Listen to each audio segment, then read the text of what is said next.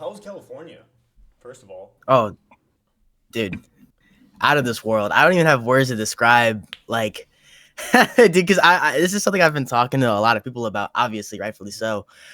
Um it's dude, I every time anyone asks me, I'm always like, you shouldn't be asking me like, man, like how was it? Just be like, how awesome was it? Because like there was no words to describe like how insanely like it put it in perspective everything that's like kind of happened so far. And Dude, it's so come so fast for you, I feel like. Like unbelievably. oh, And well deserved. unbelievably, dude. So this is Feral Supplements, right? Yeah. And Yeah. who owns Feral Supplements? Is that So yeah, it's both the twins. that's what So I thought. so Mike and Chris, yeah, dude. So how did Yeah, they dude. bring you on, or why'd they choose you, or do you know anything about that? Dude, so I would assume, okay, here's my assumption.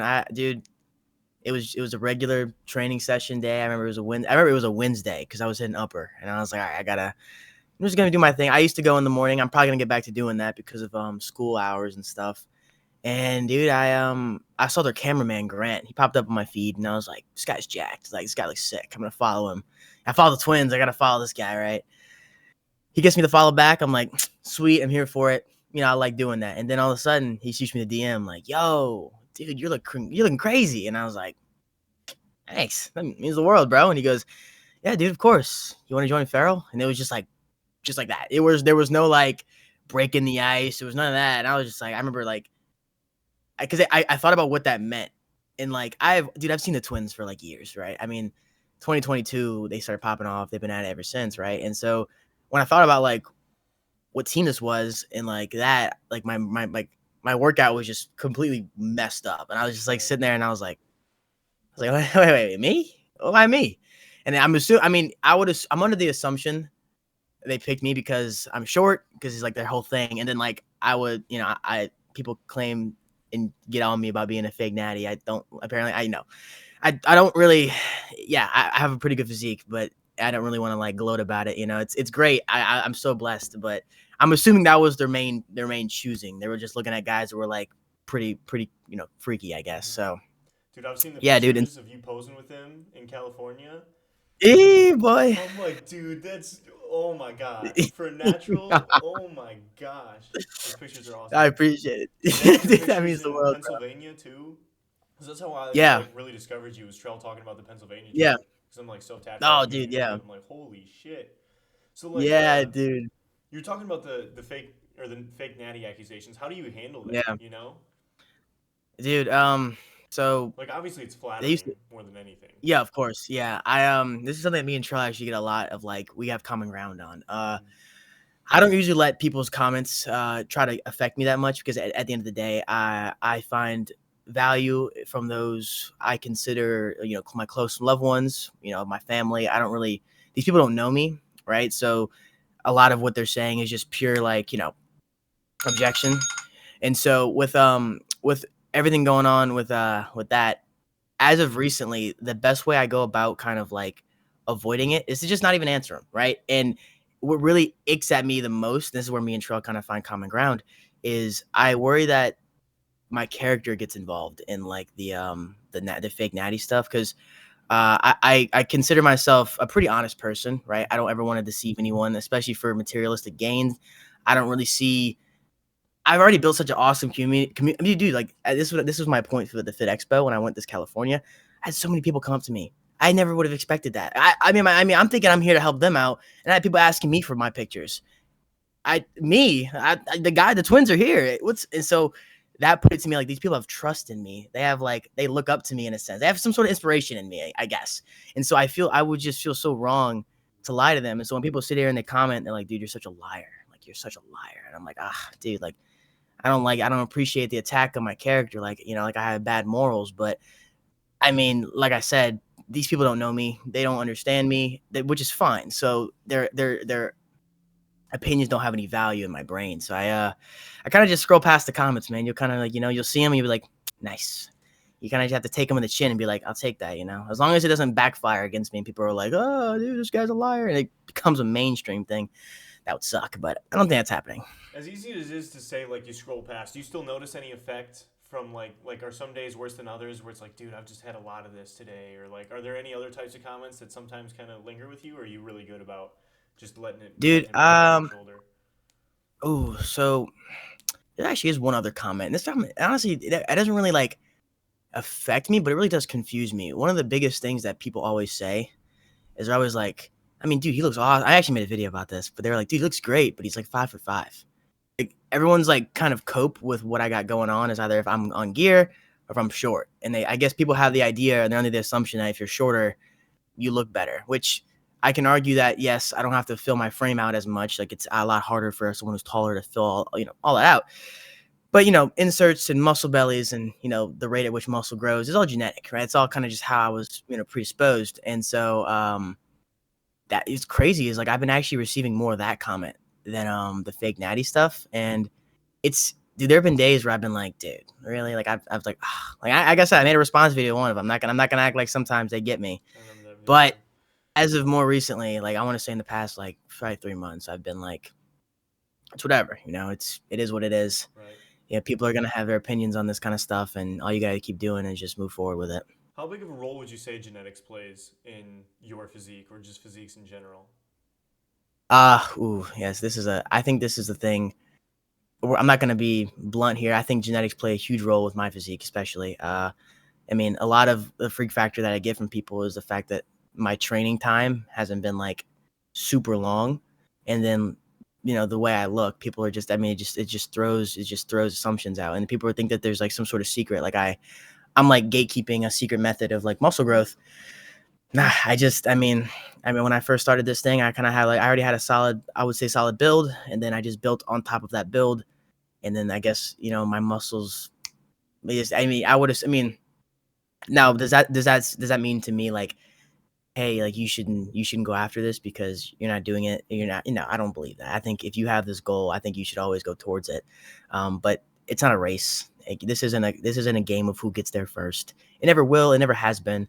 And it turns into that to a lot of people. They think that since they can't get to where I'm at as fast or get to where so and so's at, it's like there's a pointless run when it's not even about like the goal in mind. It's like how much I've learned and gained, like, personally, like, throughout my 3 years of, like, doing all this, like, like, I look back at, like, some videos on Snapchat because you get, like, the flashbacks. I'm like, "Who is this guy, man? Like, who even is this?" And, that's the growth that's, like, the valuable growth, like, that's the cool growth. So, yeah, I think, the genetics definitely has a role to play with, like, muscle and all that stuff. I'm not gonna act like it doesn't, but I wouldn't I wouldn't focus too much on that. I I think do I would feel like focus people on the get other. way too caught up on it, and the genetics code Yeah. also like Oh, yeah.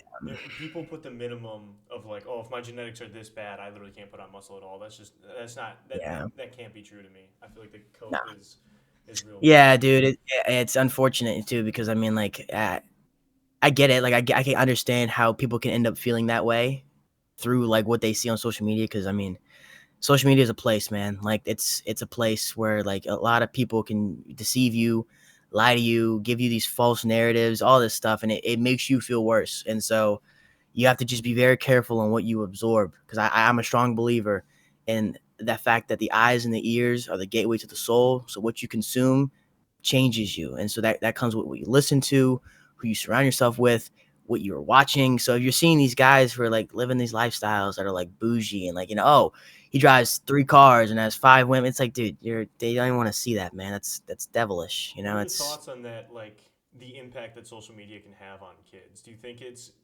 like in my opinion, it's very negative. I am very yeah, for like no, even banning social media for children. I don't know what your thoughts yeah, are on no, that. yeah, for no, yeah. I think for a certain age group, I think for a certain age group, there has to be some sort of monitoring done. I mean, dude, like I think I was young. I was on social media when I probably wasn't supposed to be, and it does irreparable damages to your Yeah. psyche and your brain. So it's like, it's just, dude, like I would say that I think either having watchful, monitoring over everything going on, which even that is like not even 100% secure. Even banning it wouldn't even be a terrible idea. I mean, just yeah, So there's no censor in social media. So giving someone a platform like a phone at like 13 and that's like giving them the entire world. It's like, okay, they can look at whatever they want, find out whatever they want. If there's no like, because I know there's like a parent mode. I don't know how that works on phones and stuff like that. But I mean, even then, it's like, yeah, I think as if you get older and you're at a good age, I think that's when social media could be kind of introduced. So how do you balance this perspective that you have of social media as somebody who is actively contributing to it? Actively contributing. Ooh, see, This is something that I've like personally really struggled with as somebody who's like very yeah, anti social media in general, but yet I'm yeah, actively pursuing it and contributing to it. So it's like how can I yeah. be the best role model that I can through this thing that I don't really appreciate? i you know, I mean, this is my beliefs. I believe, and this is actually something I actually want to talk about. I'm glad we're talking about this. I believe in God. I'm a Christian. I believe that Jesus rose from the dead. He died for my sins, and so what comes from listening to the Bible? It's good character, good morals. It's basically embodiment of betterment, right? I mean, it's an interesting thing how I'll see people be like, like, oh man, like, and I've noticed this. This is what I see on social media, like, oh, you're being brainwashed by believing in this, and I'm like, well, I feel like if you look at what it's teaching, like, I'd rather be brainwashed by this. This is awesome. I mean, it's teaching me to be a better person. That's great. Like, have some morality, have some empathy for people, forgive others, love everyone. So I've actually been really, really, as of like these past 6 months, trying to recenter my faith and recenter my relationship with God. It's crazy, obviously for my own personal reasons, but a lot of it comes from this as well. And it's because I have people looking at me, and it's because I have people who will take what I say and run with it. Like I mean, I probably don't have that much of an influence like the Trend Twins would get you to have, or Sam.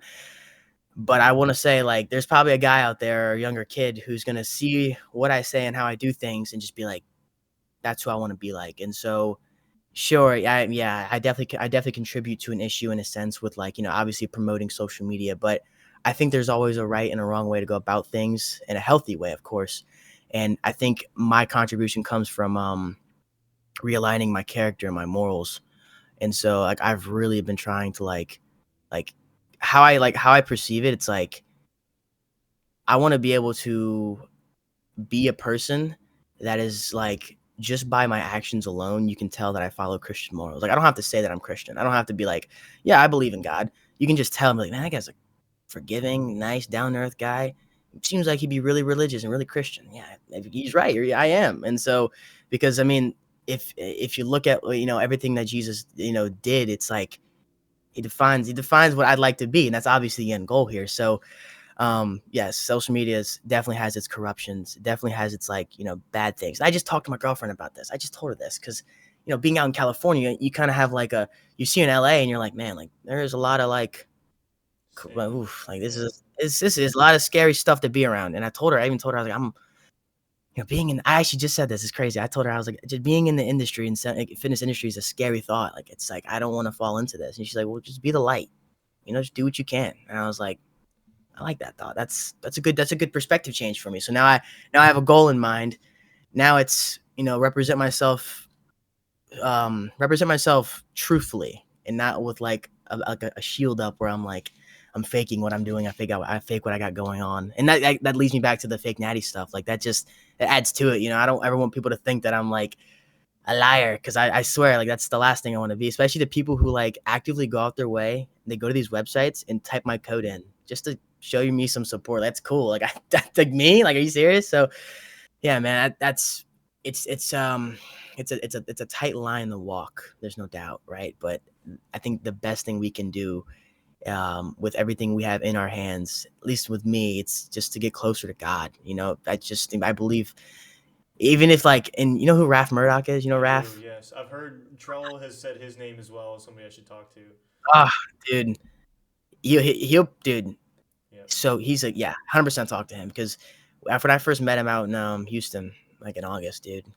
Like, one of the things that we discussed was religion, and one thing that we kind of came to an agreement on was that, like, let's say, like, you're someone who's agnostic, you don't really believe in the Bible. Let's just say you don't really believe in it. I think, even with that in mind, kind of reading the Bible, like, just having the morals, like, take what the Bible says, regardless if you believe in that. Take what it says and apply it to your life, and it will be better. Because, like, you'll realize yourself doing, you'll actively realize the wrongs you kind of do more, and then you're like, okay, wow, like, I do need to work on this. I do need to fix that. I don't like that I'm like that, blah blah blah. And so that's something I strongly believe you know.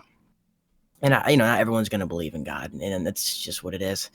Um, but I mean, I do what I can to try to leave that impact. Maybe inspire someone to like start getting into it. So So have yeah, you bro. always been Christian, or is this a newer thing where you're really following, or do you No, no, no. have that moment that some people have? It's Yeah. like it was this day, you know? So I was raised Catholic. I was raised Catholic. I went to a Christian private school up until sixth grade, and then like when I went to a public school, like from public school in like seventh grade to like probably I want to say close to 2 years ago, I was very lukewarm. Like I was just like saying, like, I believe in God, and I was just doing everything else that is against it. And I was always just like never going to church, not really reading my Bible, not praying at all, and not keeping that relationship up. Just saying it, you know. And so I remember what happened was a year ago, and I give credit to my girlfriend. Like I'm so blessed to have her in my life because she does nothing but uplift me. And so I remember a year ago, I actually almost quit doing social media because I just, I'm in school still, but at the time I was in school and it was like super hard to balance all of that. And then like, my content wasn't the greatest. It was kind of just all over the place and I wasn't posting consistently. And, I think I was losing followers too. And it was like a really depressing moment for me. And one of my biggest things was like, okay, I got to figure this out. Why can't I figure this out? What's going on? Why can't I fix everything? Why is this happening? Right. Blah, blah, blah, blah, blah, blah, blah. And, I remember I had my girlfriend. Her family is incredibly religious, and we had our differences on it at one point. I was very, like I said, I was lukewarm, and I was definitely like wavering in my faith. And she had told me basically like, you're not meant to be an independent person. You're a mortal man. You're a flesh. God didn't design you to rely on yourself and only yourself. He designed you to rely on Him. And like I remember like that how much that like kind of I was like, whoa, like that's a I never even thought about it like that. And I remember like moving forward from then, I was like slowly just adjusting to like getting into faith. And so I started going to church. That was my first step back into it. And then I got my Bible out. And then I started reading verses in the morning. I started praying at night. And then now my Instagram feed is full of religion stuff, like all of it. Like it's crazy. I've completely warped it to now all I'm seeing is like Cliff and like Bryce Crawford is as well. You've seen that guy? Yep, I see all his stuff all the time, and it just keeps me in that positive side of Instagram. that's That amazing. keeps my oh dude, yeah, it's great. And At so what like age it was I did you start transitioning to dude, I want to religion? say, I mean, you said to more Christianity, you were Yeah, saying? Is that what you're asking? yeah. Dude, I mean, I want to say it was around like, dude, it was like 1920, bro. Like And it you're wasn't like that 21 long now? ago. I'm 21. I turned 22 in like 6 months, but it really wasn't that long ago where I was like super lukewarm. Like it was, it's crazy how that works too because I was lukewarm and then I started giving like my anxiety, my worries to God, and then all of a sudden I'm out in Houston with Echovision, and then all of a sudden I'm out in Philly with Trail, and then all of a sudden I'm out in California, and then like I'm being sure to keep God at my center, and it's showing, like it's actually showing, and I hate because no one ever. I was like, oh, there's no evidence, there's no proof, dude, like it's Until you that really I can't even feel it, explain. yeah, you can't explain it. Yeah, Because I, yeah, I can't yeah, explain it. No, I have a very continue. I want to hear similar what you're gonna say. story. Yeah, where Yeah. like I wasn't Christian. I was a college student. I Mhm. lived the college life, right? And I still Yeah. claimed I was Christian. And then like on my 22nd birthday, I'm like, you know what? I don't really know who I am. Like I claim I'm all these Yeah. things, but I'm not all these things. Let me Yeah. start with like the biggest one that I claimed in high school, which is like religion, right? If this is real, Religion. this is Yeah. the most important. Let me look into it. And Yeah. I listened to Wesley Huff. I don't know if you know who that is. I Uh, think, yeah, I do know that. Yeah, I do know that. he's a Yeah. historian because I'm more like I'm very science brained. Like I need Yeah. proof of No, all of this course. Yeah. stuff, and I'm like, okay, was Oh, Jesus yeah, really dude. Yeah. resurrected? Let me listen to this Yeah. joke of a podcast, and I'm like, whoa, there's a lot to this. Let me look into it more, and I Yeah. looked into it more, and I never really had that moment until I moved to Houston, and I like found a church, and I still never really had that moment. I still wouldn't say I'm like a full believer. I'm like really struggling with that. You know what I mean? Like full belief would be Yeah. I'm really committing to everything, and I just can't say that I'm doing that. Like I find myself still doing things every single day that are like, you know Yeah. what, I could be a little bit better. So Yeah. I'm still like walking through it, but like since moving to Houston and like really committing more, I mean that's when I started posting on social media, which blew up like crazy, for me Yeah. at least. Like I feel like every coin flip has gone my way since moving here. Like literally every single Yeah, thing. dude. Work has gone my way. Housing has gone like every coin flip has come up heads. You know what I mean? It's like Yeah. 25 in a row. Oh, yeah. I'm like, this is insane. Oh, yeah. There's only one Yeah. explanation. 100%. And by no means am I perfect either. I'm not gonna say that either. I'm still walking that path. I still have my moments and my tendencies, but I will say I'm definitely more convicted. I'm more like, dude, I used to sin and just not even think about it. And now, like when it happens, I'm just like, dude, The what am I doing? repentance Like, is I'm there. actively, Yes. yeah, I'm actively feeling like the guilt, and so that's like one of the best. And then I'm telling you, like I'm out in California and I'm just praying the entire time because I'm like, dude, this is an amazing position I'm in, but I want to make sure I know what's real. Like I actually just what's crazy is someone quoted me and put it in their bio. It was the coolest thing. I was on live at an airport, and I don't even remember, like, I think I want to say this is what I said because he quoted me. I didn't even realize I said it until I went back and watched the live. But I was like, you aren't defined about I said you aren't defined about what you own. It's about who you are, right? And so, like, I believe when I'm out there, especially in California, one of the things, and I might have just butchered that quote. I even quoted it, which is crazy. Um, but one of the biggest things, I was just like, this is an amazing opportunity. Like, oh my gosh, I'm gonna do this. I'm gonna do this. I really had to come back down to earth for a minute. I'm like, dude, this is all a blessing. But what's the truth? What's the truth? What's real? Like, what's actually real? Like, is the kind of car I'll have in 6 years gonna be truth? No, it's not truth, bro. That's just car. That's just materialism. No, no, no, no. Like, and so one of the biggest things I made sure to do when I was out there was like just make sure I'm staying grounded. I'm grateful, obviously grateful, right? Blessed, but also grounded. Like that's the biggest thing was just being sure I'm not letting my ego inflate. Like this is like the crazy. I'm the man. Blah blah blah. No, I'm not here because of just me. I'm not here because I'm the sole survivor of a war. I'm not none of that. No, it was a 2-man team. I had the big man above help me out the entire way through, and it was evident because I'm telling you, I went to a gym out there and it was a random workout. I was going to different gyms. I'm like, I love bodybuilding. That's like my thing, right? So I want to go to every gym, try every machine out. I want to see what's going on. So I'm out there and I go to this gym called Garage Gym Fitness. Shout out, that's an amazing gym. And I'm just working out with this dude named Jaden Ortiz and like this dude named Ken. His name is TR Kennett on socials. And we're just hitting our upper back row, and then all of a sudden, this random guy comes up to me and says, "I want to give you guys this," and it's a little figurine of Jesus. Like people would come up to me and be like, I mean, dude, like people are gonna sit here and say that's a coincidence. I'm like, dude, how can that be coincidence? Who is this guy? This guy doesn't even know me. He didn't know our socials. He didn't even know. He didn't follow me at all. He showed me he wanted to follow me and all this stuff.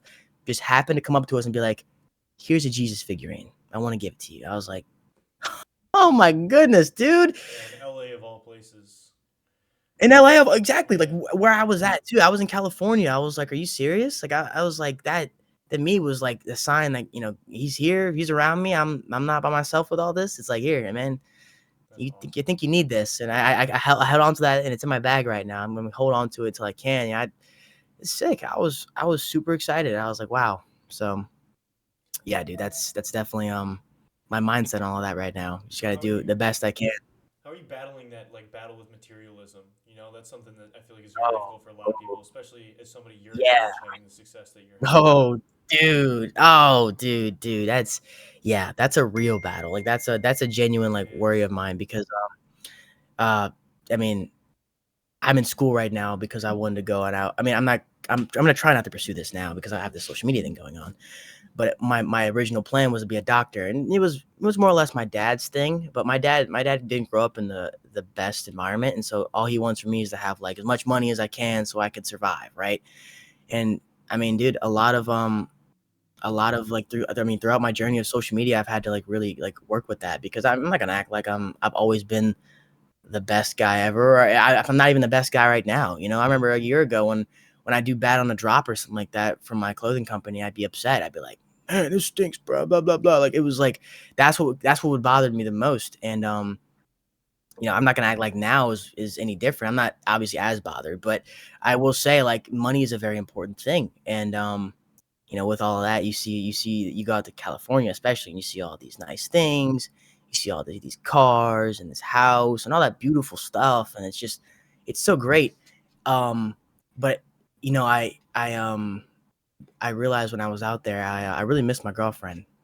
I really really missed my girlfriend, and I was like doing all this stuff, and it was cool. Like I went to some pretty sick places. I saw some pretty cool houses, but there was no value in these houses to me in a sense without the people that really made them the home, right? And so um I would argue that I don't really need much. And that's a good thing because I don't want to have too much. Right. I It's think just as having good too to much, not want something as it is to have it. yeah, I don't want to have too much because if I have too much, I'm gonna want more, and if I want more, I'm never gonna be content. And I want, I don't want that. So, um, you know, sure, nice car would be nice. Of course, anything like that's gonna be nice, but is it needed? Like my car outside, it works great. I love it. I mean, the day it breaks, I get another one. It's chill. Like does my apartment do its thing? It does its thing. It's and so um, I think if anything comes like like a lot of money out of this, I mean, I already know what I'm gonna do with it. I want to just help my dad out. My dad's my man. Like he's been raising me by himself, like for like 15 years, not 15 years, no, like 11 years, like since I was like 11. And so and he does hard manual labor. I used to work with my dad. He does plumbing, and so I've seen firsthand like the tax it has on him. And so I knew what his mindset was. Like get as much money as you can, so you don't have to be in this position. And I can empathize with that standpoint. I'm not gonna act like he's wrong in the sense that money is a very important asset to have in America, but I don't want to idolize that. I don't want to idolize that. I don't want to because I mean actually, it's funny enough. Right before I met the twins, I opened my Bible. I was in the hotel lobby. I was pretty nervous. I'm not gonna act like I wasn't nervous. Like these guys are a big deal. I'm an amazing opportunity right now. I don't want to mess up any first impressions. So I opened my Bible and I went to the Sermon on the Mount where Jesus basically talked about not worrying. He said, "Do not worry. For the food and the clothes that you have are already there. The Holy Spirit has already handed and dealt with it. You're good." Mm-hmm. He said, "Why have?" He said, "Have tomorrow's worries for tomorrow. Let there for tomorrow." Worry about today. And so like to me that's centered in me, and I was like, all right, I know what's important right now. It isn't what comes out of this right now. It's about just being here right now. And so with with everything going on, obviously it's crazy because I'm getting thrown opportunities left and right now.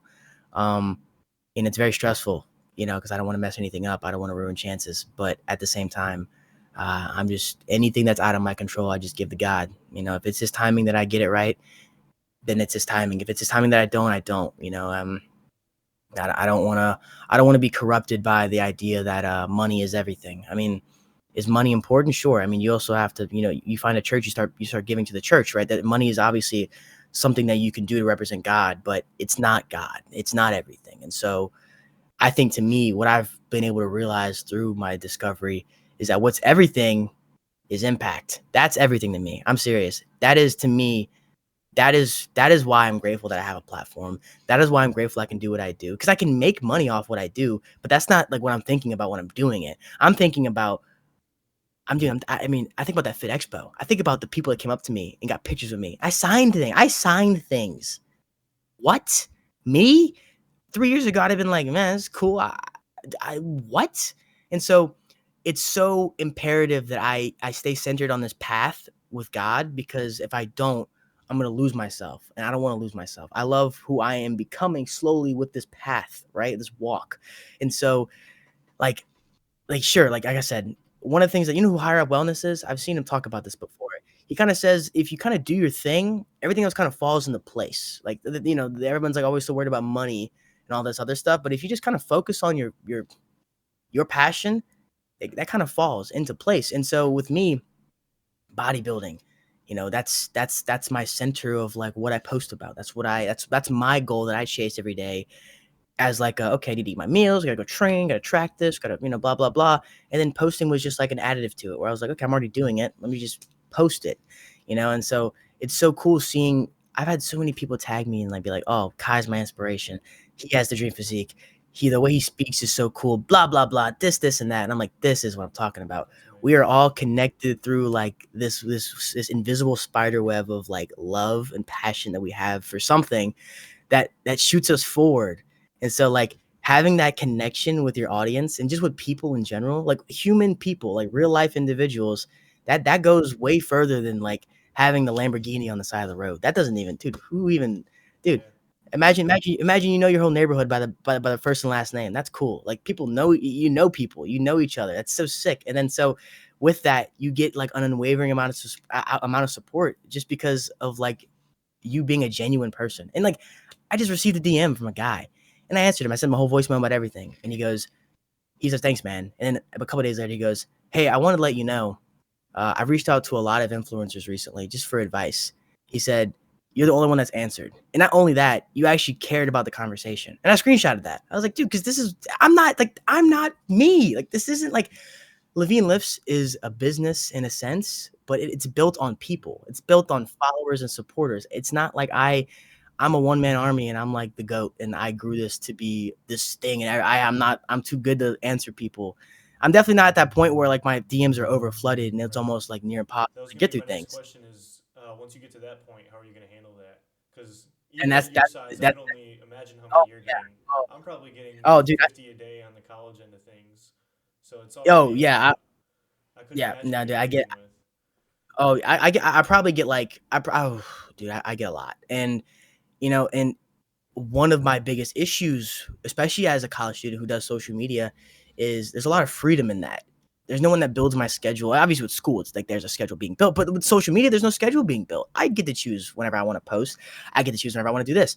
And so, one of my biggest habits one of the biggest habits I've been trying to get into has been scheduling everything. And so, I will at every moment of the day. Like right now, I have like a block of 2 hours where I just spend answering comments and DMs. I will do that every day, even if it takes a minute for me to catch up all of them. Maybe eventually it's gonna be to that point. That'd be kind of cool. Like obviously that's next level impact. That's like Chris Bumstead, Sam Sulek, yeah, that's their level of like, oh my goodness.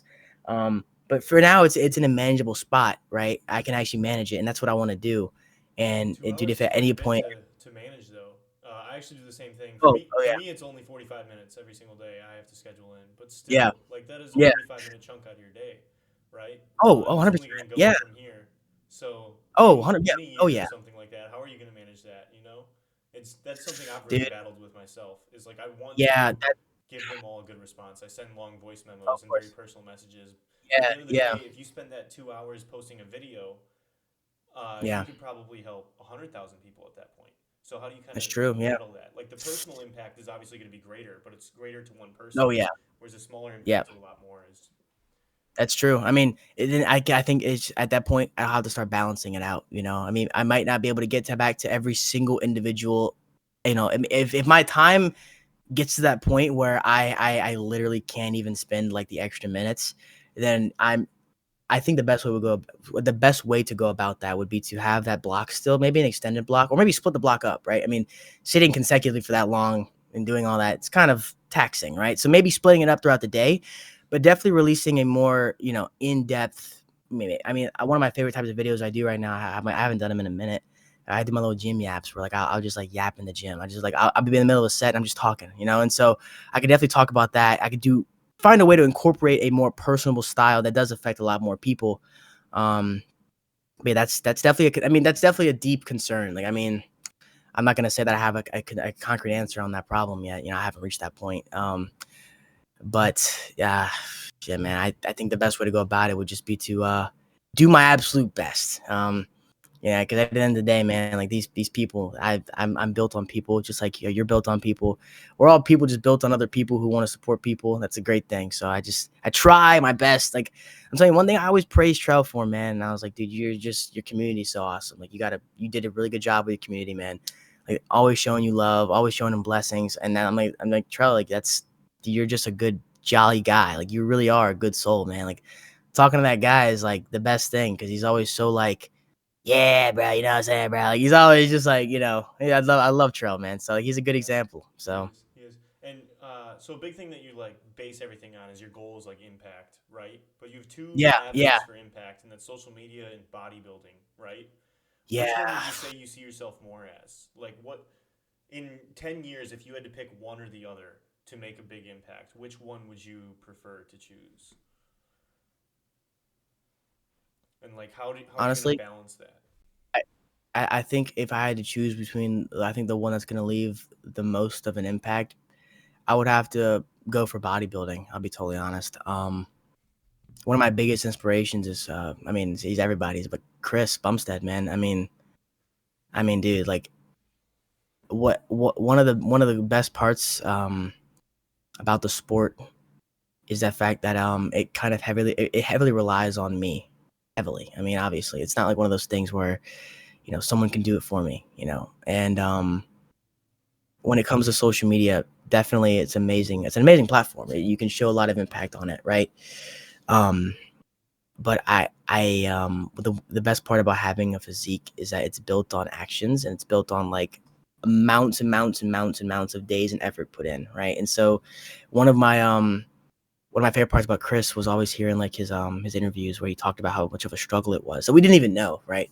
How much of a struggle it was to like meet these expectations of the Olympia. And he used to always, I know he used to confide a lot into his wife, but he was always like, I mean, you're the whole world's looking at him. What I mean? You're either 5-time Mr. O, 4-time Mr. O, or you're not either of those, and you get your title taken from you. So it was a stressful situation for him, and he was able to push through and amount to so much more.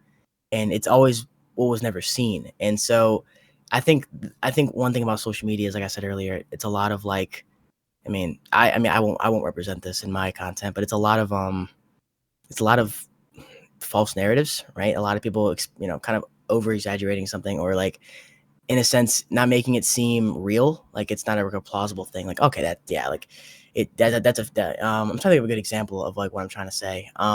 But personally, I've always been on the side of fitness because it really expresses, it expresses me how I'd like to be expressed, and it's through like that behind the closed doors. Like no one's really seeing the work that's put in. Like it's all invisible work. Like it's no one's telling me to like go wake up and go eat my meals and go train, and no one's telling me to track and do. No one's telling me to do all that. And then like it obviously shows its efforts through competition. So, and I think that to me is like that's what I love about these bodybuilders, man. Like they really do push themselves to these next level limits of like, oh yeah, dude, like yeah, bro, like I'm gonna, I want to be Mr. Olympia one day. Like you've seen all the '90s guys in the Is that the old goal school of gyms. yours to compete at the Olympia, or are you gonna stay natural? Yeah, no, no, no. That's definitely a every time yeah, my best answer for that is I want to see how this year goes for competition. I want to see. When are you Yeah, slated if for your I do next competition? this August, Okay. this August. So it depends on how like these competitions go and what the judges tell me. Because my last show went really well, and the judges told me a lot of stuff that was really good, and it Was definitely, this a year and a half ago? 2 years ago? That's your first yeah, YouTube video, it was, right? Was your first competition? yeah, it was like my second or something like that, but yeah, Second. What yeah, was your second? yep, it was August of 2024 where I did my first show, untested, and it was great. Like it was awesome. Untested I was crazy. Yeah. I remember I was yeah, sitting that's with Trell, we were having kava, and he's like, dude, you gotta watch this video, guy. Like, how have you not seen this video? And I'm like, dude, I'm so tapped out of the community. He's showing me, he's like, he fucking won everything, dude. dude, I love Trell so much, bro. I love that guy, man. Oh my Yeah, that gosh, video that's is so great. crazy. What's it like competing in an untested show as a natural at 20 years old? There's a lot of pressure, man. I didn't even know. Is that the result I you didn't even expected going into it? No, dude, no. I didn't even. I did it just because I wanted to do it. I didn't think I was gonna win. Like, I mean, obviously everyone goes into competitions like, oh, I'm gonna win. But like, dude, I was doing an untested show because like some guy at my gym told me to do it. I didn't even really think. I didn't overthink it that much. I was just like, I think I could do pretty good at that. And I remember like it was my first competition. Really stressed me out because that's before I really had like I wasn't really getting any revenue from social media at this point. So I was strictly relying on my job with my dad, my plumbing job. And so I remember, dude, I would wake up at 6. We would like work till like 5 p.m. in the heat. Like mind you, like I'm doing plumbing work. I get home, have my pre-workout meal. I drive to the gym. I train. I do posing. I do cardio. I drive home, and while I'm driving home, I have to think: do I have food? If I don't have food, I have to go to the store, and I have to go back home. If I do have food, it's usually the best case scenario, right? But let's just say I don't. I drive home, and then I have work tomorrow, so I have to cook this food right now and prep it. And so I'm cooking this food, I'm prepping it, and it's probably like 1 in the morning. And I'm going to bed like 12 to 1, and I have work again probably the next 6 hours. And so I almost didn't do the show because I was so stressed out. And my parents at the time didn't really understand it that much. They were all like, "Oh, bro, like, what are you doing, man? Like, maybe pick a different time to be doing this. Like, this isn't that good of an idea." And they really, obviously, there's a lot of self doubt because it was like a lot of worry. I didn't want to like hinder any of my. Oh, is it a bother to my family that I'm doing this? Like, I was really stressed out, and so, um, I was like, what do I do? Like, am I gonna quit? Am I gonna drop out? Blah blah. And like I said, my girlfriend was there, and she was like, no, no, no, push through. And I was like, all right, I'll push through. And so she talked to me all the time on the phone. She always kept me company when I was going, doing all my stuff. And when I went to the show, I remember like I got backstage and I'm seeing these guys, and I'm like, I remember this one guy. I was like, dude, how much do you weigh? And he's like, 200 pounds. I was like, 200 pounds, dude. I was like 151, maybe like 148. I was like, I'm done. I'm like, it's over. Like, there's no winning. But through my surprise is just, I mean, there's more criteria to bodybuilding than being the biggest guy. I was shredded. Like I take pride in the fact that I was diced. And Did so you do your own I prep? came in. No, no, no. So okay. I prepped myself through the first like 10 weeks, 11 weeks, but I had my current coach come in because I didn't know how to peak. I had no idea how to peak. And he was like, let me help you. I got you real quick. Like, I understand you're struggling. Let me help you out. He peaked me so good. And then he was like, let me coach you for the rest of this journey. And I was like, bet. Let's run it. Did you do a practice peak at all? Because I know everybody retains carbs differently, or was it too Oh yeah, early? no, no, so my peak was dude, I was at like 100. I did like a carb up. So I did like so what I did for my prep was, I think I was like 2 weeks out. I like completely depleted all carbs for the week, and then I carb back up, and then I depleted until the show. And then a lot of that was like water. So I had to like I had to drink like 2 gallons of water, and then a gallon and a half, or a gallon and 3/4, a gallon and a half, gallon and a quarter, a gallon. Slowly Cutting salt just out and all that other stuff. cutting. Yeah, Yeah. Oh yeah, cutting salt out as well, and that's the then hardest part. at like 5. Yes. And at 5 p.m. the night before, I just cut off all water, and I went to sleep drinking some dieter's tea, which is like some like a tea you can get at like the vitamin shop. Yeah, And then I had diuretic. some dandelion, yeah, and then a little diuretic, yeah, and then a dandelion root. It's all natural diuretics. And then I woke up and looked in the mirror, and I was like, holy, we are shredded and dry. And so I was so cold though. I mean, being that lean, dude, oh my goodness. I didn't even think about that. And so I wore shorts and a t-shirt backstage, and they're drying me off with these cold fans, bro. No, no, no, bro. I did not enjoy that at Do all. you And get a I was problem with the freezing. stage hurting the bottom of your feet too? Because there's no fat on that padding anymore Yes, and things like yes. that. Oh my goodness. Yes, And dude. like sitting I in just I heard chairs, and it's all dude, the little things Dorian you think Yates talked about. about that. Dude, I didn't even think about it. Yeah, exactly. And I was shorter. I came in shorter. There was like the fat on my spine. I came in like a half inch shorter, bro. I was 5'4" and a half. I was like, what? I know I'm not 5'4" and a half. And then come to find out, I mean, I decompressed a little bit. I was like, dang. I mean, okay. Apparently, a lot of people do like the reverse Mm-hmm. upside down thing where yeah, yeah. So yeah, dude, it was so crazy. And so I remember um what's it called? I remember being like backstage, and I was so nervous. I couldn't get a pump. I was so cold. Like I totally messed up that part because I was like, I really should have just like wore warm clothes. Remember I got on stage, bro, and I remember pre-judging, they center staged me, and I remember my buddies were all like bodybuilding nerds. I was still getting into it at this point, but they were like, dude, center stage pre-judging, like you might have just won the show. I was like, what? And I was like, no, no, no, you're joking. Like, there's no way. And then I did the bodybuilding class. I did classic. I did bodybuilding. I did both. And then I was center stage there again. And I was like, what's going on? Are we serious here? Like, and I told my parents, and they were like, no, there's no way. Are you sure? Are you sure? And I was like, I'm pretty sure, but let's just go back to the hotel and let me sleep because I'm tired. I was in, like I said, I had no, like, I was still learning about bodybuilding. This prep taught me things as I went out. Like, I didn't even realize like how important fats were. Dude, I was out my first week of cutting, I dropped all fats. Don't know what I was thinking, bro. My test, I remember I was feeling so bad. I was like, dude, why do I feel so like, Were and they were you like, dude, how much fat? with Dude, no I had no like, meat or anything? I was eating just ground turkey, bro. Like super lean turkey. Like I was like super. It was just like I was eating strict, bro. Like just rice and turkey and like nothing that had like any like. It was crazy. I remember I want to say I was only 10 to 20 grams of fat. It was nuts. and my buddies were like, "Dude, what are you doing, bro?" Like, they were like, "Get some peanut butter in there. Eat some, like, fattier beef," you know what I'm saying? Like, don't, I was like, "Oh, crap. Okay, yeah, my bad." And so, this prep, I learned a lot, and so I remember during, like, the intermission between prejudging and, finals, they're like, "Let's get a cheeseburger," and I was like, "Nah, I don't wanna spill over." And that's probably highly impossible for me as a natural to do, but it was so funny because I was like, "Nah, I can't do that." So I went back to them, I had hella rice cakes and just, like, protein bars, and I was like, "Gonna go take a nap." I took a nap and I woke up, dude, and that show kind of put me on everybody's radar. Like, when I was talking to, like, Grant, my athlete manager for Farrell, he was like, "Dude, I saw that side tricep video of you, blah blah blah," and I was like, "Yeah, that was me a week out of my show. That show definitely put me up there, so it was a blessing, man. It was, man, that's sick, dude. I was so like, geeked out about that. So, What are your big growth moments for your channel? Obviously, that show. Uh, Being with TNF oh, was a dude, big one too. I know there was a that phase was where a I pretty went in good, your yeah, comments and everybody was like, "Oh, is this the guy from the TNF video?" For a yes, bro. while. And so, oh, that's how, yeah. So my first ever big thing. So, it was so funny. Back before my hair was as long as it is now, I have it a bun right now. But it used to be like to here. I had this Adidas hat. I still wear it. I just been wearing my new Feral Subs hat recently because of, I'm trying to represent.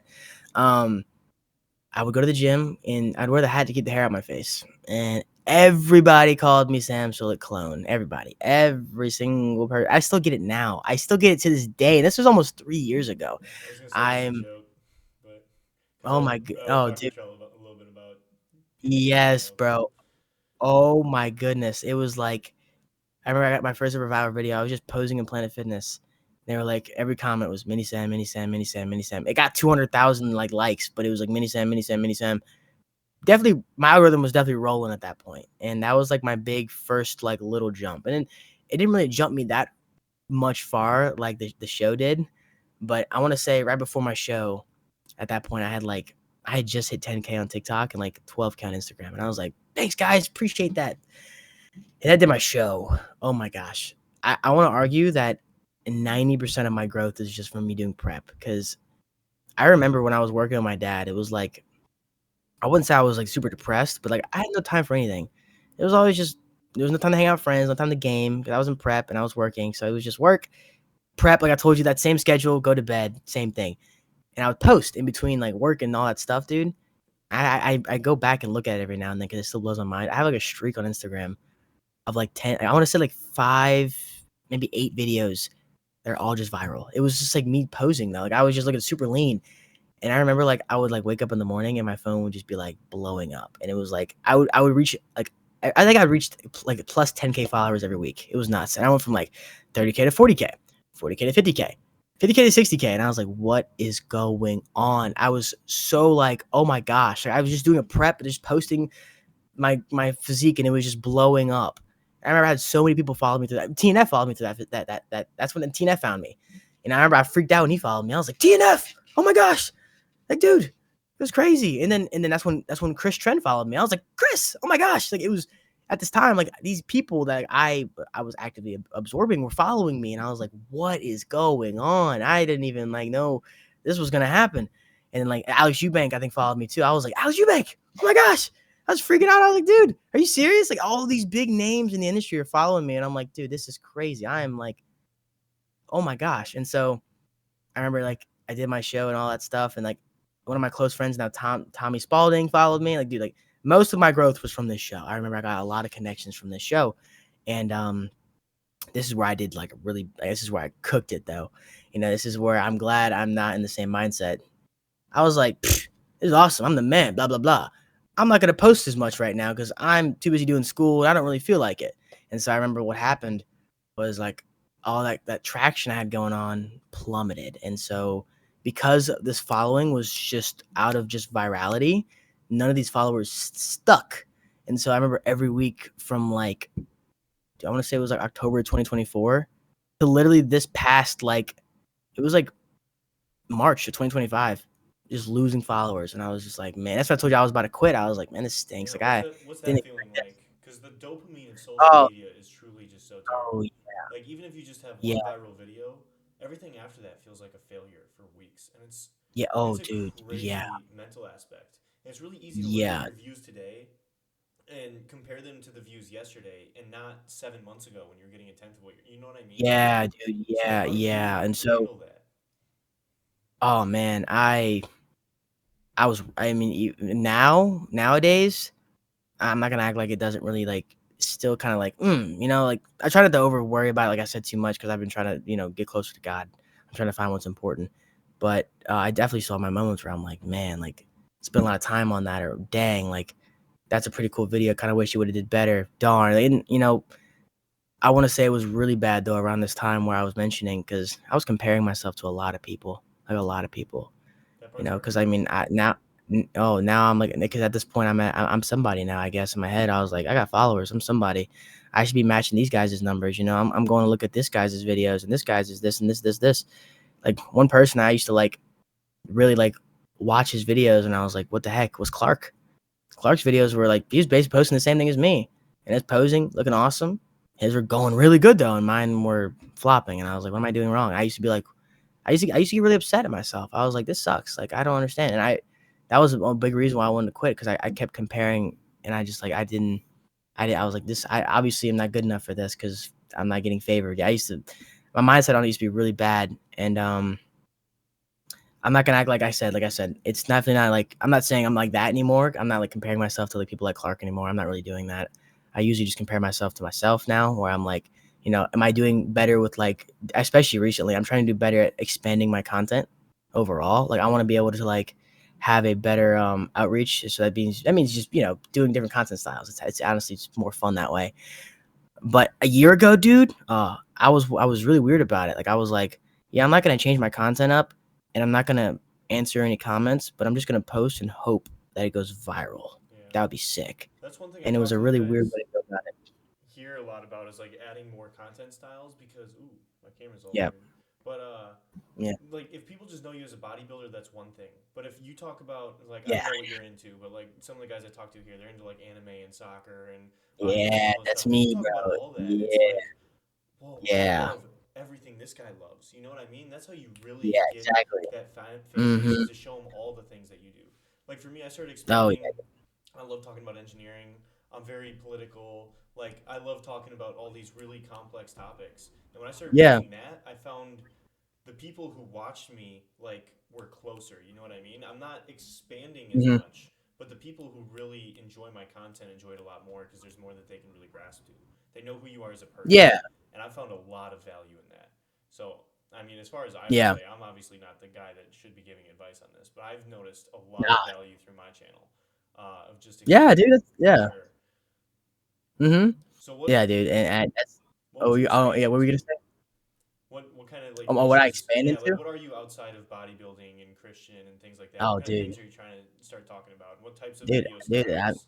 dude, bro, I am like the biggest anime nerd ever. Like, I know, like, that's like obviously a popular topic, but thing is, I pride myself in the fact that like I was raised on it. Like, my dad, like, I was like 5, bro. I've been watching anime since I was like 5, That's like beautiful. all of Which it. And ones? so, Like, if you had to oh, recommend, I, dude, I don't watch anime, oh, which oh, convinced me dude, because so everybody's telling me I have to watch it, hey, and that's a see, so that's a that's where banger. I'm That's a starting. banger. All Yeah. right, so here's my oh, see, this is where it gets tricky. So I have okay, I just gave my top 3 to somebody recently, but I have a special category for a certain anime that like will always be nostalgic and then my number one, like regardless of like people, whatever.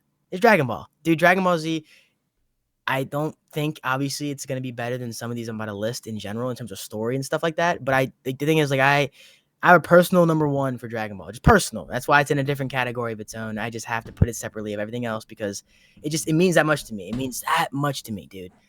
But dude, my number one for like new people, like I'm gonna recommend a number like a what's a good starter show for me to get into anime? Like I think you would really like if you haven't seen it, is Death Note.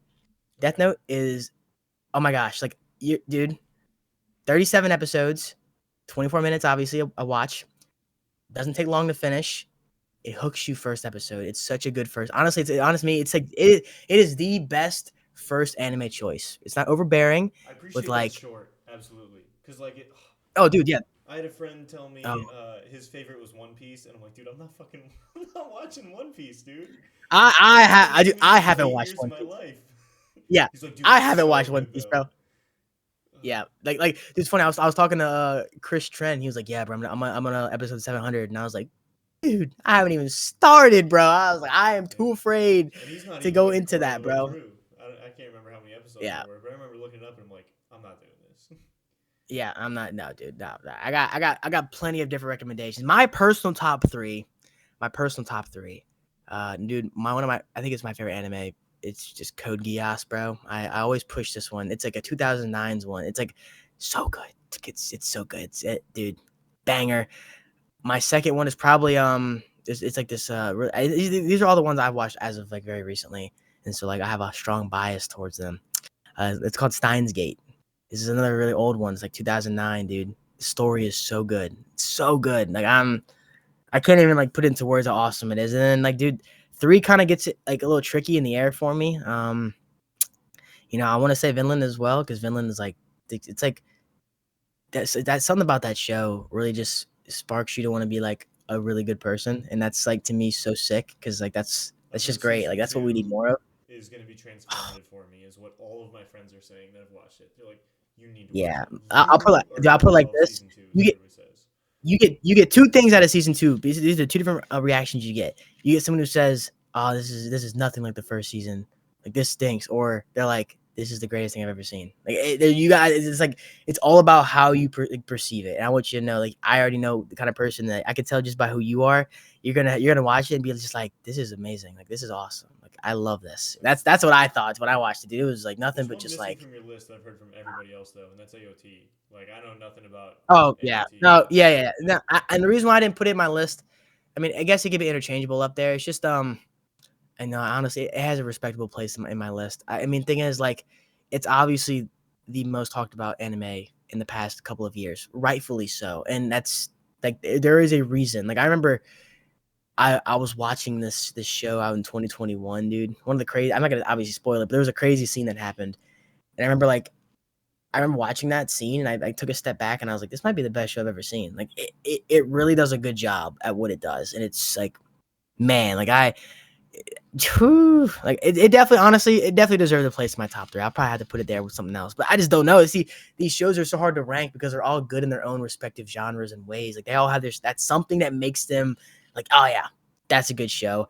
That's a good show. That's a good show. And so, yeah, dude, I mean, dude, before I was ever into bodybuilding, I've always been into anime, like always. Like biggest nerd about it. I mean, I used to get made. I was one of those kids that was like teased when I was in high school or like middle school. Like, I remember That I part's love Dragon crazy. Ball so much, The dude. amount of teasing that Yes, happens for people dude. who love anime, like Oh my gosh, it was there's crazy. definitely some people who watch anime who are like, okay, you're taking it a little bit too far. You know what I mean? Like there's some of the stereotypes Yeah. can be true, absolutely, but No, like yeah, no, yeah, when yeah. I I got to can see that. Yeah. college, like nobody from my high school really watched anime, but like I got to college and all I knew was like the stereotypes or whatever. But the guys on my floor who watched anime and just loved it, it like I was like, I just love people who love something, and when they talk about it, you see their Yeah, eyes light up and they just love talking about it. And I'm like, that's if this sick. is that thing for you, like it's clearly amazing. And ever since then, I've been like, I Yeah, have to dude. watch it. I don't know. And now I'm finally No, watching dude. Vinland, and I will watch Death Note. Yeah, I bro. promise you. I'm putting Dude, it on the yeah, Death list, Note's dude, 100%. it's dude, I'm I gonna put AOT I in just there got as my well. buddies. Oh yeah, I just got my buddies. His name is Koss and the T-Spall, and I went to California with them, and I was like, yeah, you guys gotta watch Death Note because he's with Civil Regime, and they've done collabs with Death Note, but he's never actually seen it. And I was like, dude, you've worn the clothes, but you haven't seen the show. So I said, we're gonna put it on right now, and I put it on. In the first episode, they were like, yeah, we gotta watch the next one. I was like, yeah, we do, because I'm telling you, it's so good. Like it really is that good of a show. It's like That it's a sounds really awesome. cool, it's an interesting plot, and that's yeah, it's a very interesting plot where you're like, okay, I like that. I want to see how they go about this. So Dude, I'm excited to see super good. you talk about anime more on your channel or YouTube or stuff like Oh, that. dude, Like, bro, I'm chugging you. I'm all about it, dude. Oh, I think I'm that'd be all about sick. it, bro. Dude, I say less. I honestly just need to start doing it. I just haven't done it yet. So, I think, like I said, dude, I am. That's one thing me and Trell have a lot of relatability on is like how much we love Dragon Ball, bro. Like I talked to that guy about Dragon Ball so much. I'm like, ah, man, it's just so good, bro. Like I get a lot of inspiration from like watching anime when I train too, bro. Like it's like I see these guys, bro. I mean, like dude, like when my early stages of lifting, I was listening to SoundCloud, like the hard style Dragon Ball edits, and I was like, yeah, this gets me going. this gets me going. Then one thing I've really been trying to get into is like reading more manga because like there's actually a lot of good manga out there that are like super they're very I guess philosophical in a sense. They're very they get you thinking a lot, and they're very like the way they kind of represent themselves. Like okay, one of them I think you would enjoy a lot is called Vagabond. That's a really good manga. I've So definitely it's heard of I that. dude. Yeah, and then one of the ones I actually want to start soon is called The Climber. Okay. It's about I want to say that I want to say that it's a very simple read. I don't really know because I haven't read it obviously, but from what I'm assuming it's like the relentless it's like it kind of represents the relentless struggle and effort to achieve something. And so like he's a climber who climbs mountains, and I think it dives into like the what comes with that. You know, I want to assume, and I've seen a lot of good reviews on it on TikTok, and I've been like. I usually read manga for free online because I don't want to pay for it because that's super expensive. You know, I'm sorry to say, but you can find these like I have like a lot of cool little websites that kind of just show the manga off. I'm like, okay, yeah, I'll just read it there. You know, so that's what I've been doing. A lot of these, So yeah, how do dude. you So, find time for all of this? Like, what does your oh, day-to-day schedule look like between college, which you're doing a no, crazy major, right? And talking to some other yeah, people dude, like Jacob, who's now just dropped out, and I'm super happy for him. Uh, yeah, and like all these other people, how do you balance the time? And is this something that you think you're gonna finish the degree, or if the social media really takes off, oh you're yeah. just gonna? So I had to really figure that out this last semester with balancing time, and I'm actually getting into that since I've been back from this trip. It's been a little bit difficult, but my main goal is to wake up earlier. That's how if I can get up earlier, I can get more done. And so with school, I'll give you an average day for me when I was because my classes don't start. Actually, my classes start in 2 days, so I probably need to get to making my schedule. But last semester, basically, I would have to. I had a 9:30 a.m. human physiology course, right? So I wake up around 5 in the morning. I get ready, have my meal, my pre-workout meal, do all my morning essentials. Get out the house at like 6, get to the gym at 6:30, right? If class is at 9:30, from 6:30 to roughly 8:30, I have time to train and record. So that's where I'll be. That's my training block in the morning, 6:30 a.m. to 8:30 a.m. I'd get back to my apartment at around like 8:45 to 9, depending on like how long it took me to like finish up the training session. I'd hurry up and have a little meal, quick post-workout meal. I'd shower if I could. Sometimes I kind of just had to say, oh man, this stinks. I timed it really bad.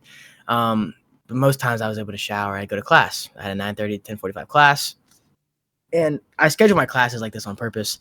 I want to block in between them so I have time to go back to my apartment and eat.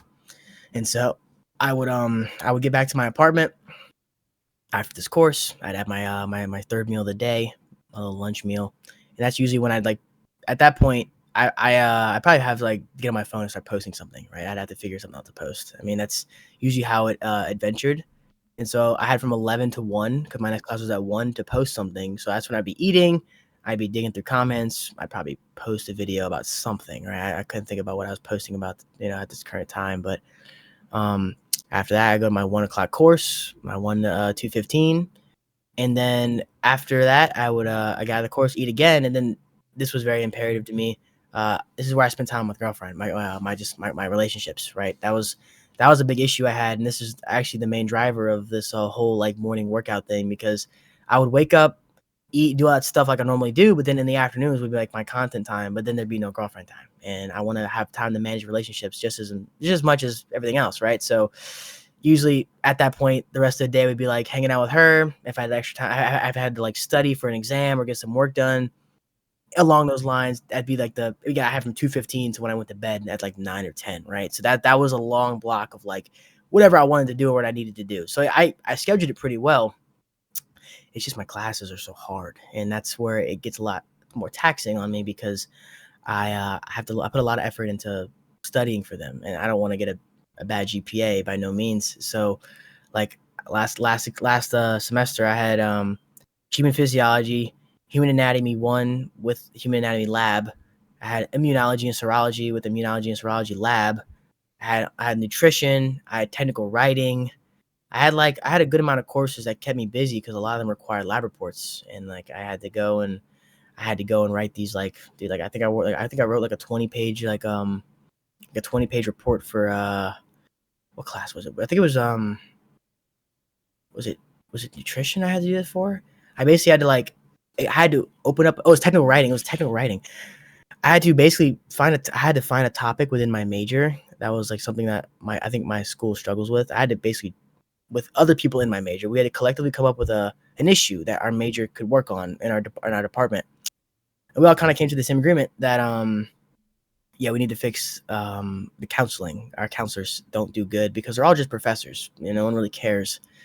And what sucks is none of my group mates were really answering, and we were crunching down to when it was due. And so I ended up writing like 80% of the report, like by hand. And it was a lot of work to do because, I guess I could have reached out to the teacher, but in my head, I was like, someone's got to do it. And so I just did it. And so, especially with bodybuilding and posting and being more creative at my posts, I have to be very on top of my schedule, or I'm out of whack, dude. Because I've had those days. Like I'm not gonna act like every day's perfect and things go to plan. I've had days where I don't feel like working out in the morning. I've had days where I slept in. I've had days where I had to work out at night. I've had days where I couldn't even work out. I've had to pull all nighters for exams because they've been that stressful. So uh, with school, it's just like it's definitely like a roadblock where it could be like it does mess me up and it could make it worse. But I guess it all depends on how I decide to adapt to it. Like if I'm able to overcome it with proper planning, then that's one thing, right? I mean, that's with anything, I guess. I mean, you're always going to have something in your way, more or less. It just depends on how you go about, dealing with the issue. Are you gonna let this issue kind of stop you and hold you back and be like, okay, well, I can't post. I don't have time to post. That's not gonna work. Or it's like, okay, I can post if I make time for posting, right? So that's kind of how I had to structure my myself with all that, especially since I have classes in 2 days. I need to get to it. So Yeah, it's definitely not easy. I mean, that's something I didn't have the discipline to do when I was in college. You know what I mean? So yeah, I yeah, cut the posting out and waited until I graduated.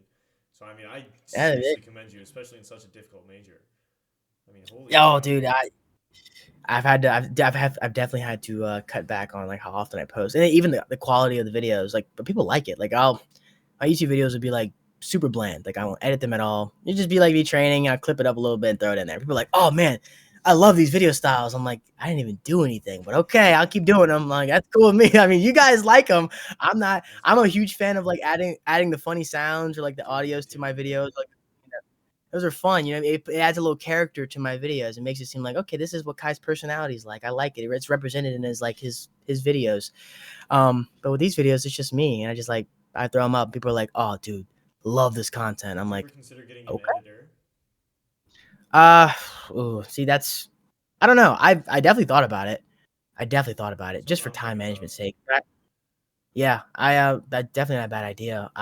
I personally, like I said, I kind of love the character it brings out. Like this is me when I edit these videos, it's represented by me. Like this is like how I would edit my video in my brain. So like I'm like super like conscientious of like okay, I don't want this person to edit this video that I'm like, I wish you'd have did that there. I wish you'd have did this here. That's what I worry about because I'm like super like I'll be watching my videos. I posted my ones with the Echo Warehouse, bro.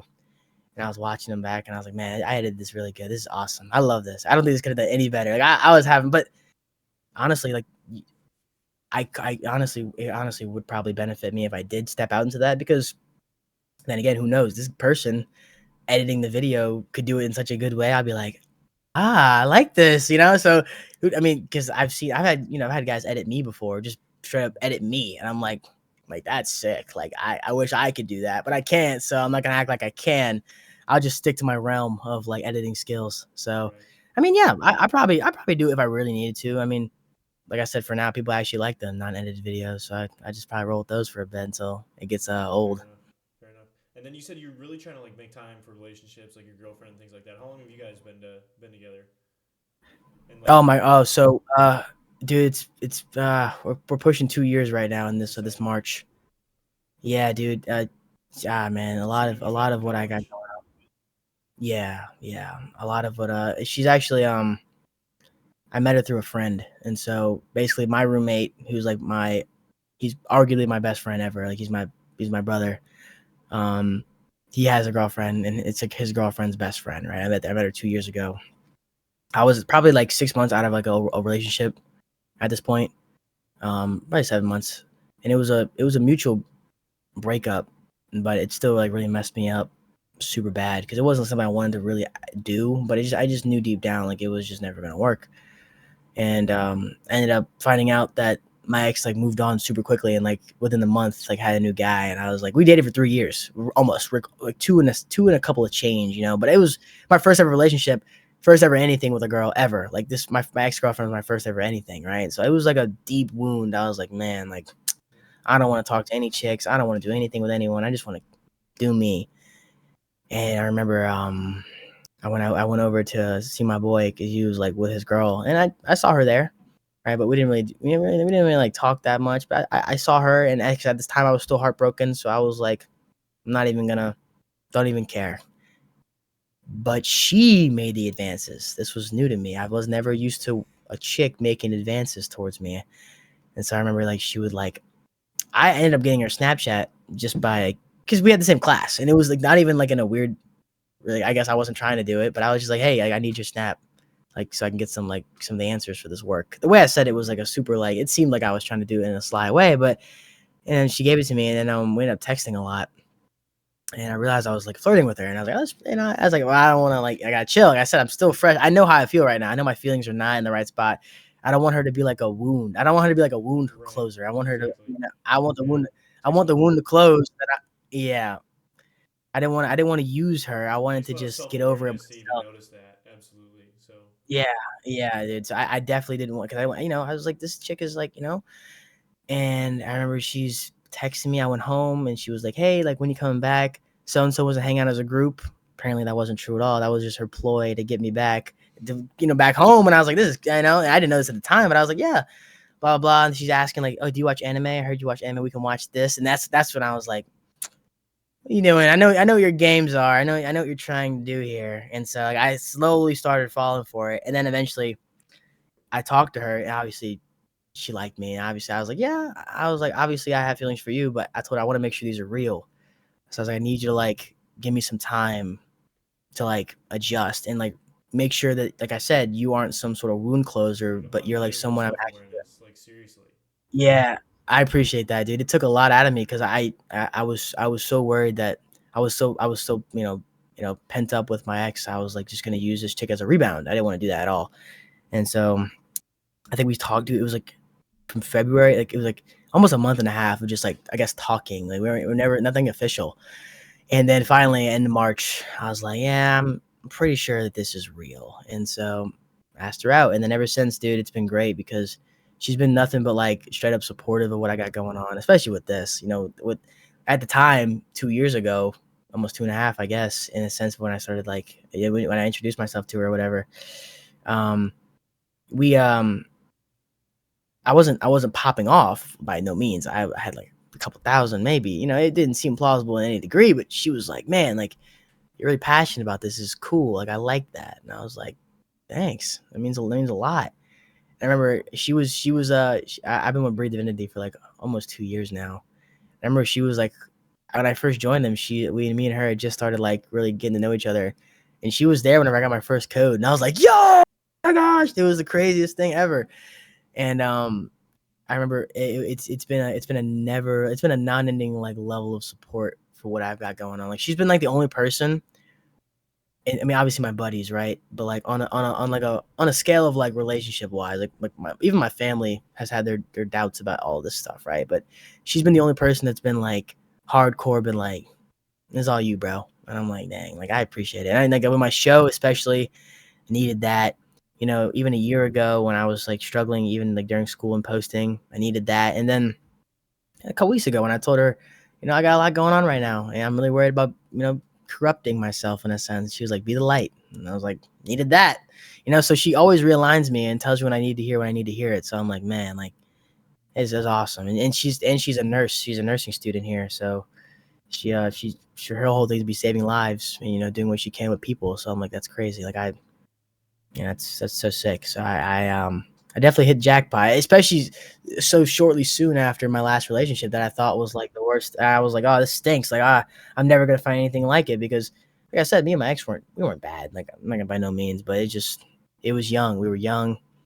Our lives were going in different directions after high school. It's just one of those things where we were forcing a puzzle piece that no longer fit, and I had to make the adult decision to be like, look, meet me here. We gotta talk. Bring my stuff. Because this might not end the way you like it. It was hard, blah blah blah, but it just had to be done. And so I never thought I'd be able to find someone who was like relative. Because like I said, I have no bad blood with my ex at all. So I never thought I'd be able to find anyone who's like kind of chill. And so I was like, wow, I think I struck gold. I was like, wow, this chick's awesome. She's amazing. She's personable. She's funny. She's smart. She's caring. That's all I need. So, and she's super God centered. She actually helped me get into it. Like I was the one who was like kind of lukewarm about it, and she was like, hey, I think you should really look into this. And I was like, okay, I will. Whatever you say. And then I did. And so it worked out. That's amazing. I'm so happy for you, Kai.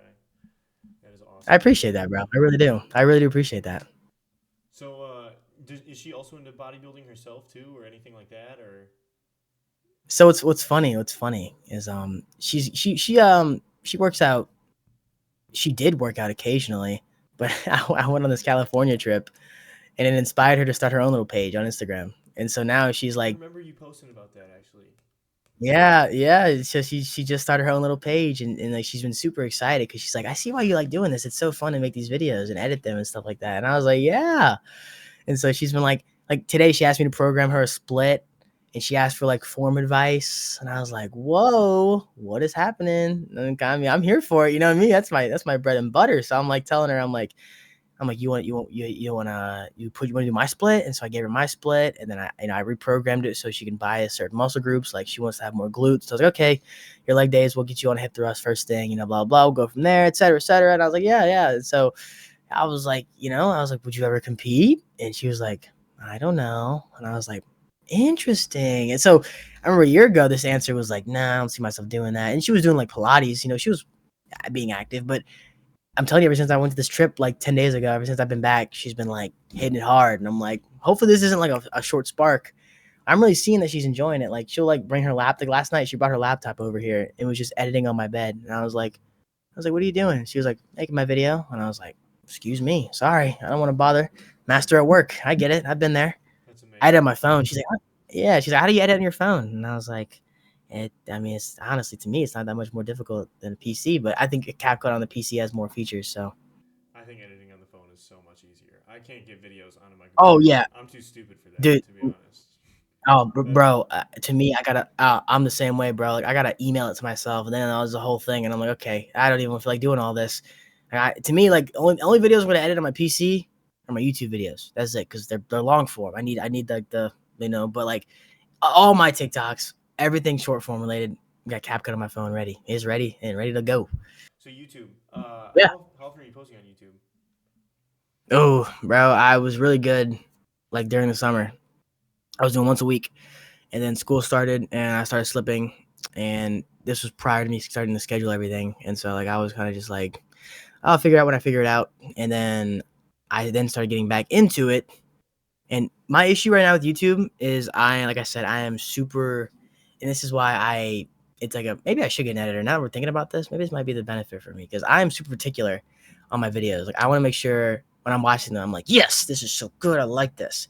And so I'm editing the video and I'm not liking it. And I'm stuck editing a certain part for like 5 minutes at a time, bro. It takes me forever to get videos out when I have to edit them. And so that's why the ones I do that are like, super raw, I'm like, okay, they're chill. They don't take that long. I can just get them out. And what stinks is like dude, like I'm sure he noticed this, but me and Joel recorded our YouTube video together. I just never posted mine, and it got to the point where I was like in my head, and I remember each week that passed, I was like, I'm gonna get that done. I'm gonna get that done. I'm gonna get that done. Never got it done, and I was like, I think we're just gonna consider this lost media. And he has his video up. It's chill. And I was like, man, I like totally fumbled the bag on that one. But I was like, it's been so long since even my show day video with that video, that was 4 months after my show. And I was like, oh my goodness, like I've got to fix something here. So that's when I realized like now, like right now, it was crazy. It's right before this long trip. I was doing so good, but I get back from this trip, my circadian rhythm's all cooked. But um, right before this trip, dude, I was going to bed at 9 and wake up at 5. And so at 5 a.m. till about 9 a.m., that was my window of editing for YouTube. And so that's what I was doing for probably about a week or so, a week or two. And I was like really doing good. I was like, I have this video from when I went to Philly with Trell. I've been like focusing on that, and I'm like, yeah, I'm getting that out. I'm getting that out. I'm getting that out. I was like, okay, I'm gonna go this 10-day vacation, I guess. I'm gonna go to California for 10 days. And now it's just been like, now I'm like I'm readjusting back to that scheduling of that. And it's just like, it's rough because I am not a morning person at all. And so like that requires me to have to go to the gym earlier. I have to tell myself to go to bed earlier because I used to be, dude, I don't know if you ever heard of it. It's called, I looked it up. I think this is what I used to do. It's called like revenge bedtime, where like back when I was a kid, and it's like a habit that stuck with me for a very long time. I used to stay up on purpose because I didn't want tomorrow to like start because I knew tomorrow came with responsibilities, and it used to stress me out. So in high school, I used to just like, I wouldn't say pull all nighters, bro, but like I was up. And so I want to say close to a year ago, I was doing it really bad because I was like, man, like I gotta go to class tomorrow. I gotta do all this work tomorrow. I haven't had time to chill all day. I just want to relax. This stinks.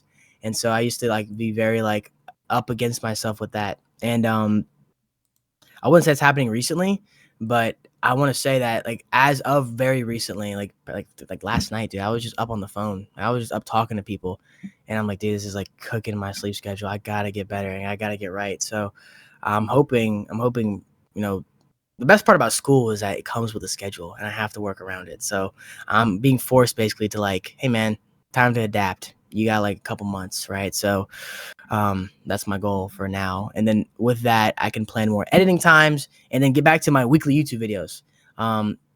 Honestly, it's looking more like the weekly YouTube videos are going to be the ones that are the raw ones. And then like the ones that are like sick that I put a lot of time into would be like once every other week, right? Because those to me are like more special. Like I want those to be like sick. Like people love those. I have to like, I mean, dude, how I edit is so funny. I have to go on YouTube and I'm like looking for these audios that are in my brain and I'm screen recording them, but I can't think of the audios. I'm like, dude, what audio am I thinking about right now? And I look up like Badoink or like I'm looking I'm up the all these things exact to try same to like, way. Yes, dude.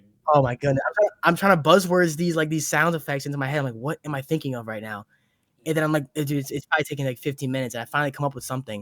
And then I have to screen record it and then find a way to get into my computer and then get into my CapCut so I can extract it. And then this is all for like a 1 second clip that I think would be funny. And I'm like, like this is killing me, dude. I remember one It's time I the spent worst. like 2 hours. You know the sound effect of like lights turning on in like a Yeah. factory or something, and I'm like lights turning on in a Yeah. factory, and it's like no, like this is in every movie No. ever. Why can't I find it? What is going on? And then I'm like searching movies, and I'm like, no, it's this scene.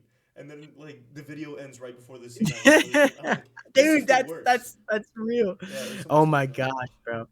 Yeah, Oh, dude. So I would catch myself. I would catch myself like spending so much time on these parts where I'm like, this is getting. I can't even get videos out because I'm so like I want it to be this so bad because I can see the vision how funny that'd be or how awesome and entertaining that'd be, and I don't even get it done. I'm like, I gotta post my story. Hey guys, video's being delayed. Sorry. Yeah, and then and then like so it got to the point where I was like, people really like the chiller raw ones. And I'm like, okay, I'll keep those in rotation. Those are easy. I just extract it off my camera. I shorten it because like I'm a yapper, bro. Like I can run, and so with these YouTube videos, they'll be like upwards of an hour long, just straight footage. I'm like, dude, no one's watching that. I've got to be a little realistic here, and so I have to go through this footage and just basically clip it up. Like I'll just get rid of some parts that are really excessive, but every minute and then of I'm like, footage takes okay, like three this is minutes to edit. Also, is my issue. yeah. So like a 1 hour film Oh clip yeah. is like 3 hours to edit it down to 10 minutes. Yep. Yep. Yeah, literally. Because I'm watching the entire video. Like the thing is that's the problem. And I'm not just watching it through, I'm pausing it to like listen and I'm trying to see if I want to clip it here or clip it there. And so this hour of footage, like you're saying, adds to like 2 or 3 hours now because I'm not just like sitting here watching it. I'm going through it bit by bit by bit. And then I'll get in my head and I'm like, I'll go export the video and I'm like, okay, did I edit everything or did I miss a part? And then I have been parts that I've missed. Like I've actually rewatched my videos and there's like one where like the audio comes in too early while I'm talking. While I'm like, it's like a posing section, and like I remember I was like, time to get the pose. I said something about posing, and like as I'm speaking, the audio comes on. I'm like, what? I must have messed that up. I didn't realize, and so I'm like, now I'm just like all over the place about like once I finish the editing, that already took 2 hours, 3 hours, I have to go back and watch it from the beginning, or I'm gonna miss something, and it's gonna make me upset. So it definitely has it's a time taxing thing. It's a very structure. I have to be very careful with that because it stresses me out, and I'm like, oh, but it's fun. It's always great because people love them. I'm like, yes, thank you. I'm glad you liked it. Yeah, that's awesome. So it's So always worth it. I'm sorry to pivot all the way back to the question I wanted to ask earlier. So you were talking about like getting your girlfriend into fitness and things like that, and coaching. I don't Yeah. know if you're coaching other people, but like, what is your philosophy when it comes to coaching and balancing science based and maximalism? Like, how do you go about taking Ooh. somebody who's new to the Mm, gym and getting them into it? Because the mindset in our community is very different. Like Trell versus like Iron yeah. Mike and Dro would be two completely different philosophies. And me, I'm more like a Trell. I'm There's assuming you are too. yeah. I'm just curious where you fall in that spectrum. Yes. Yeah. In my opinion, this is just me. I don't know if people are gonna. I mean, I think people don't train as hard as they should be. And I think it's because we tell them that they don't have to do as much in the beginning. And I think what I would go about getting someone new into the gym is what I did, bro. I had people telling me to go hard for a lot of sets and just like go at it, blah, blah, blah. And then I had to kind of like learn to realize that, okay, I can backpedal a little bit, right? I think what I'm noticing, especially with this, that's like with SBL and all these guys, is that we're so focused on this like this study or this like this right here that we're not even taking like into account like there's just so much more nuance to it, bro. Just like train hard, like really, like I think train hard.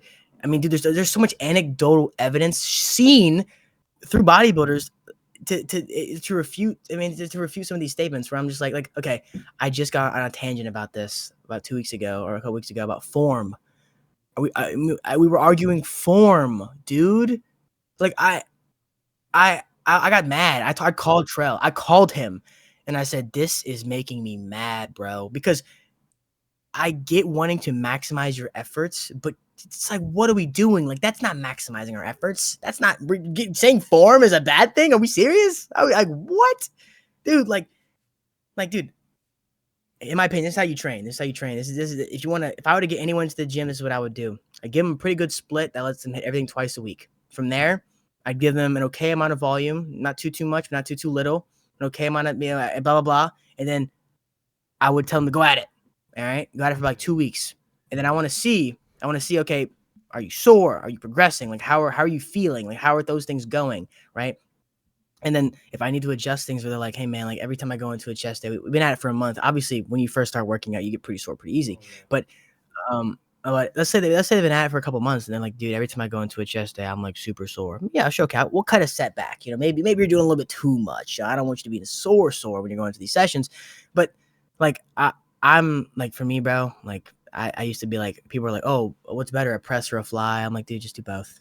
Just pick one. Like, oh my goodness. Like to me, it gets to a point where I'm like, dude, like we're really reaching here for like that 0.1%. I don't even For think that's gonna major have that much. minors is what me and Trell Yeah, have talked about yeah, a lot, right? You're focusing yes, on things that are yes, making 0.1% gains, and there are things over here that we're not yes, talking about that are 5% yeah, gains. yeah. Let's talk about those 5%. first. Then we'll get into flies, Yes, presses, and bro. things like that. And when you Yeah, say that's what I'm really saying. Like I'm saying, everybody, the first three yeah, things yeah, I'm that saying you everybody's tell reaching for this point. Yeah, yeah. Oh, yeah, no, yeah. What were you saying? I'm sorry. the first three things that you tell everybody is like literally the same three I tell everybody. Like if I have somebody new who's coming into the gym, I tell them let's get a split. I always Hmm. just tell them push pull legs. It's the easiest to understand, and these Yep, people don't know what it's so muscles do easy. yet. Like let's learn your Hmm. tricep pushes, your chest pushes, and you can kind of visualize your muscles a little bit better. So that's step one. Step Yes. two, train till failure. Let's get some intensity going. Oh my gosh. And Yes, all step the time, three, protein. Right? That's if I tell you anything more than that, it's going to dude. be overwhelming. Oh If my we get these three gosh. things Yes. down, we can add more as we go. But this is the What's first crazy? 85%. I just got a buddy of mine to the gym, and he was like, so what should I focus on? And I was like, dude, if I said the one thing I ask you to do is just hit your protein goal. I was like, that's all I ask. I was like, 'cause that's where that's how muscle is built. I was like, that's and obviously you get carbs, you get energy from carbs and all that blah blah blah. Yeah, yeah, sure. That's very important. I was like, you just started, bro. As long as you're coming in here, you're training really hard, and you're eating your protein, bro. We're gonna see something happen, and something's gonna happen, regardless of how you feel about it. It's gonna happen. So, yeah, dude. Like You have it's people that's my point. halting Like, protein. Like, what are we talking about?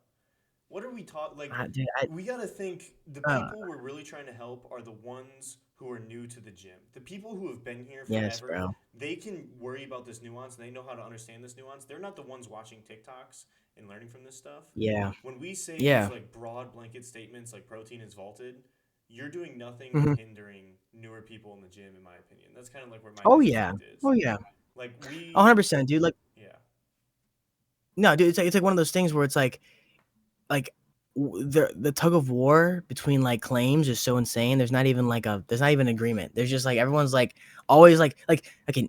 Now I'm seeing people talk about cluster sets, and I'm like, what the hell's a cluster? I think I've never even heard of that. I was like, what the hell's a cluster set? Like, what? I don't. I mean, I don't even. I honestly, maybe it's good, maybe it's bad. I don't know. I don't personally. I don't really care. the words "I I don't don't really know" care. Like, are almost demonized now. I remember when literally, bro. neuromechanical matching came out, I hopped on a live and somebody was like, "What are your thoughts on neuromechanical matching?" And I'm like, "I don't know. I don't have an opinion on it. Can you inform me on That's it?" what And I'm they're saying. like, "Well, it's kind of this and Yeah. that." And I'm like, "Why does this matter though?" Right? And now we fast forward 6 months later or 5 months later or whatever, it doesn't matter. No, that's not real. Yeah, it's not real. It's You just don't have to not worry a about it's that. not a It's real like, thing. It's like, and this is the thing, I literally got demonized for saying I don't know for. And the truth is, the experts don't know either. So why are you claiming to know and to claim that it's every topic is like this.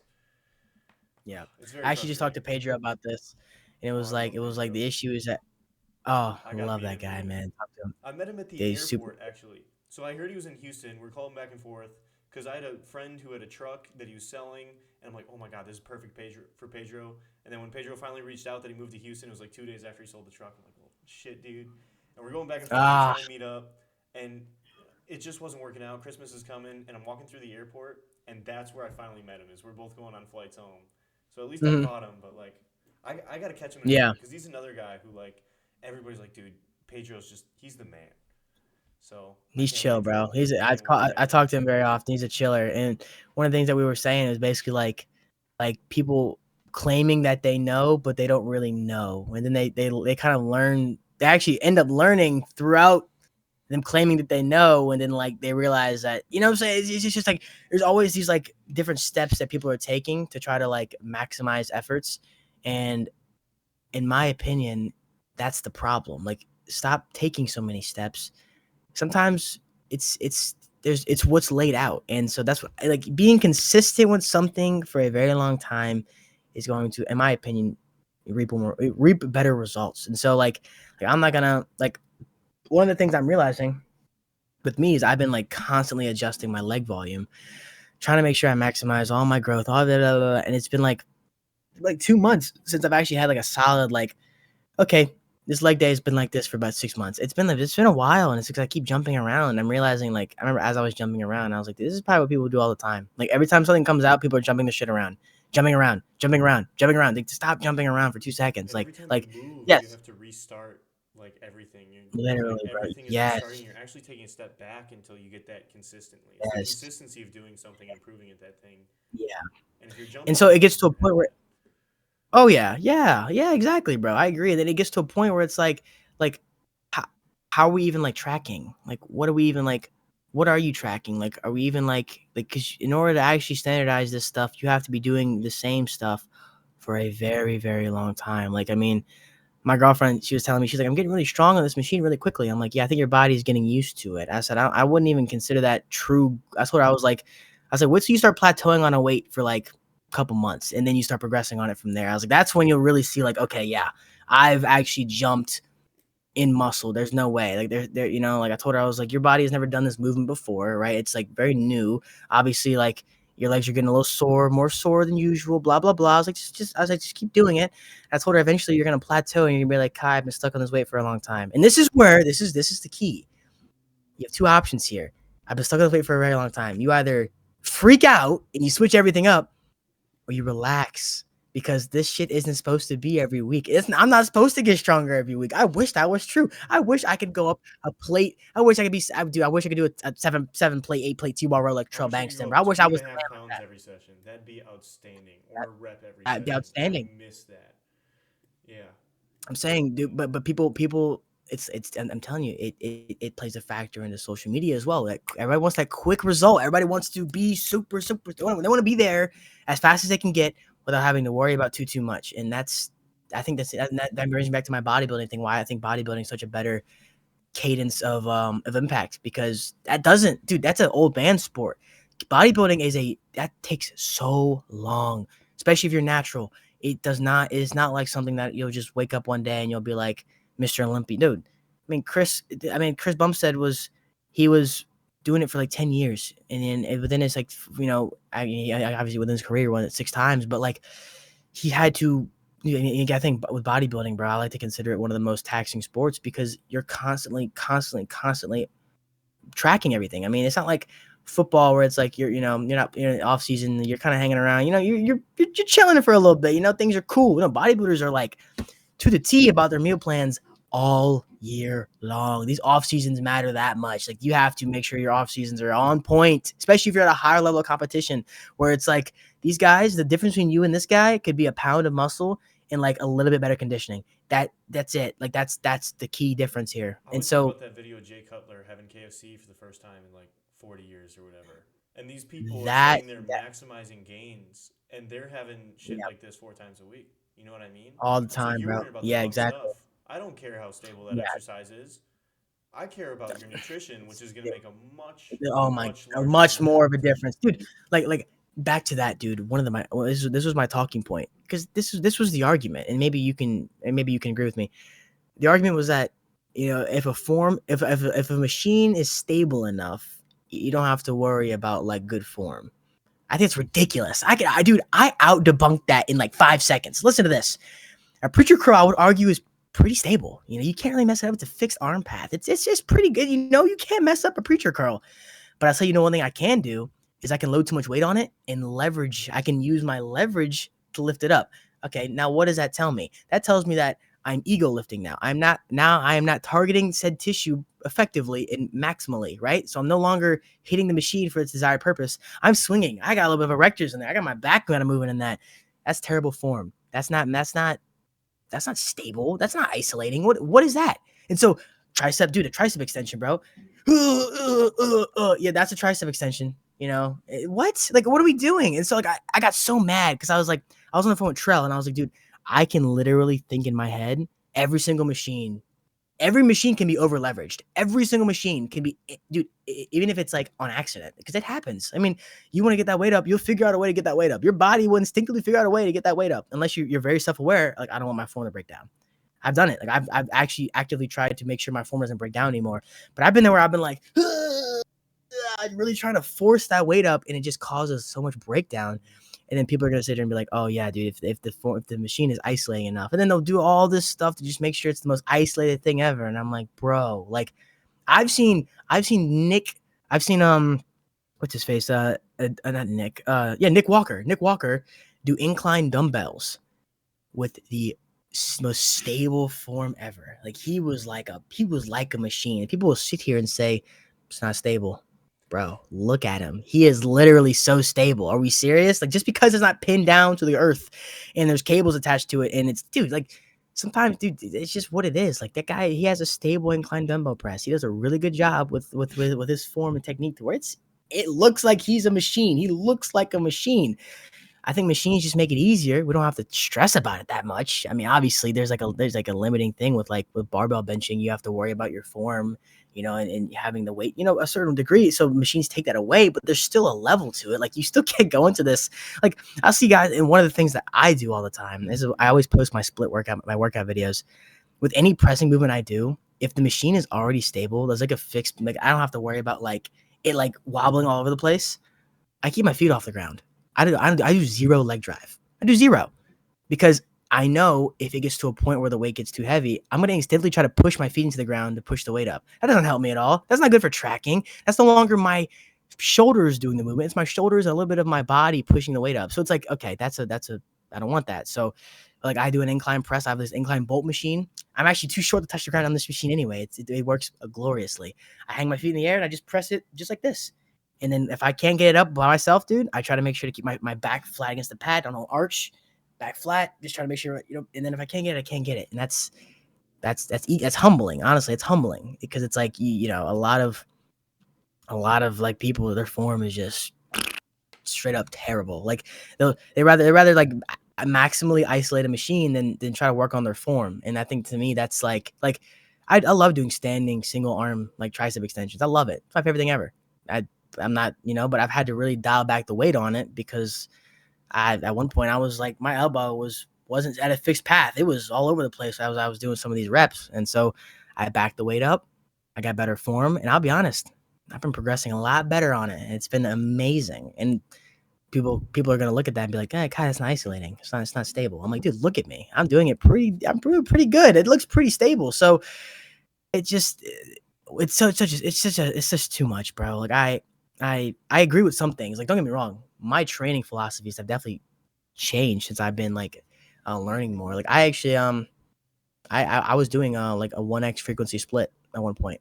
Me And I too. think changing that to 2x, honestly, that's something that I actually agree was a life changer. It was like a game changer for me. Like I hitting things more frequently throughout the week, bro. I received a lot better gains. I got a lot stronger super quickly.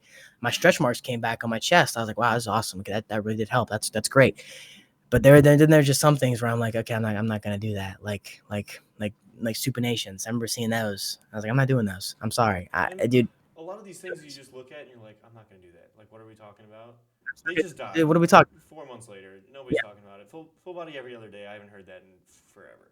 You know yeah, what I mean? that's what I'm saying. Like, I mean, no one's even talking about. I mean, I remember when I went to Houston, they were talking about the supinations, and I was like, I'm not doing these. That's ridiculous. That's For dude, just do biceps, fucking elbow flexion, bro. That's all it is. Just flex your biceps. yeah, yeah. Couldn't agree more. I've even gotten to the point now where I've added deadlift back into my programming once a week, just because I love seeing the weight go up. Yeah. You know what I mean? Oh, dude. It's like Yeah. Like, dude. Like, that's th- yeah. me having that has brought sure, and I start my session with it. Like probably the worst thing optimally that you could do. But me starting my session with that makes me hit everything else so much harder. It just puts me into the mental state that I need to be in. And I don't care if I'm exhausting my muscle. I don't care if I'm exhausting my CNS. I'm hitting everything else far better than I would be without deadlift. And my Yes, progression bro. genuinely has been so much better. And that's why it goes back to like what you were saying, like how would you get someone into the gym? I'd show them, I would tell them that you have to go hard and you have to do everything. Like I would just be like, I would just shoot out there because I mean, like I'd rather them overshoot than be like, oh, I have to dial it back, man. Oh man, this sucks. Like I'd rather them like hate to dial it back than to be like, I have to do more. Like, I thought I was doing enough. I thought this was enough stimulus. Like, dude, like so I think honestly, I think people are under training, and I honestly don't believe people understand what training hard really is. Like, I don't think, like, dude, like, I watch these guys in the '90s train. They're like, ah, these guys are screaming, bro. They're bringing emotion and passion into it. I'm just like, I heard that's how your whole that is Pennsylvania trip lost. was. That, dude, oh my gosh, that to me, I've that's heard the that trip was a movie. Yeah. that trip that I felt like I was on a podcast. I felt like I was in like it was like you had a little small like old digital cameras, and it was like as I studied and analyzed my physique, and I felt like Sean Ray. I was like, man, I'm the man right now. I'm gonna go do like 12 sets of biceps because I don't even know. Who cares? I'm over it. I'm about to just go do it. And so yeah, dude, like it gets to a point where I think sure it's helpful. Like I'm not gonna act like researching and going into your training is helpful, but I think it gets to a point where then it's like, okay, now we're doing too much. Now I don't believe that this is truthfully going to help. And then like I think the most annoying part is they'll be like, it is helping. I just L genetics, and I'm just like, okay. I mean that's what you think it is. That's how you feel about it. Cool. I don't agree with you, but like dude, like I just man, yeah, it definitely has its I like could talk its about ups this and for downs. hours. I absolutely could. Um, I yeah, have. me too, bro. Yeah. And it's just Yeah, I it ends my up being the moments. same conversation over and over. I just think as a society we've become very polarized in black and white as well, where we can't talk Oh with my nuance in the gosh. middle on anything. Oh my goodness. And we see it with almost every topic where there's any level of debate. Like the lifting world, it's this is correct or this is correct, and it's like, Yeah. actually, there is great argument to both sides There's here. But if you say mhm. that argument, both sides just hate you. It's like, what are you talking about? That side's right at all. What are you talking about? That side's right at Yeah, all. It's bro. like I Yeah. agreed with both of you. Like, Yeah. yeah, and you see that with everything. Ah, man. Oh, Absolutely dude. everything. everything has nuance, bro. Everything. There's more to everything. Like there's never ever been black and white for most things. Like I don't ever believe that. I think there's always gonna have a little bit of nuance. You have to understand the situation. There's a lot that goes into some of these things, and especially lifting. It's a very, in my opinion, subjective thing. Like I don't want to give my girlfriend an exercise that she doesn't feel. I'm sorry. Like, oh, the pump's not important. I'm like, I don't know if my girlfriend's getting a pump out of her lat exercise and if she's doing a pullover. I'm gonna keep telling her to do it because she's obviously feeling something from that. I mean, I get it. Like the muscles being worked, you're gonna work it regardless. It's chill, but like in my opinion, like for someone who's brand new, they get a pump from it. Yeah, we're doing something good. Like okay, yeah, I'm cool with that. Like that means you're because like you're feeling it. That's great. I'm here for it. Is it the most optimal exercise that's gonna maximize my 0.5% of gains? No, probably not. Maybe it's not as isolating. Maybe it's a seated cable row where she's swinging a little bit, and so like man, like I mean, come on, like are we like that's where I get a little bit. I'm just like, dude, Do you do what? any coaching? So I was doing it for a bit. I actually haven't touched it in like a probably like a couple months. School kind of got in the way, and I'll be totally honest. It's a little hard for me to handle Absolutely. Yep. clients. I have a hard time because these people will give me their money, and then they won't ever text me back, and then I feel bad. And I shouldn't feel bad because it's them, but I'm like, all right, hey man, it's Sunday. Send your check-ins. Here's a checklist I need you to fill out so I can see how everything's going. I gotta make any adjustments. I got you, bro. That part's crazy. Nothing.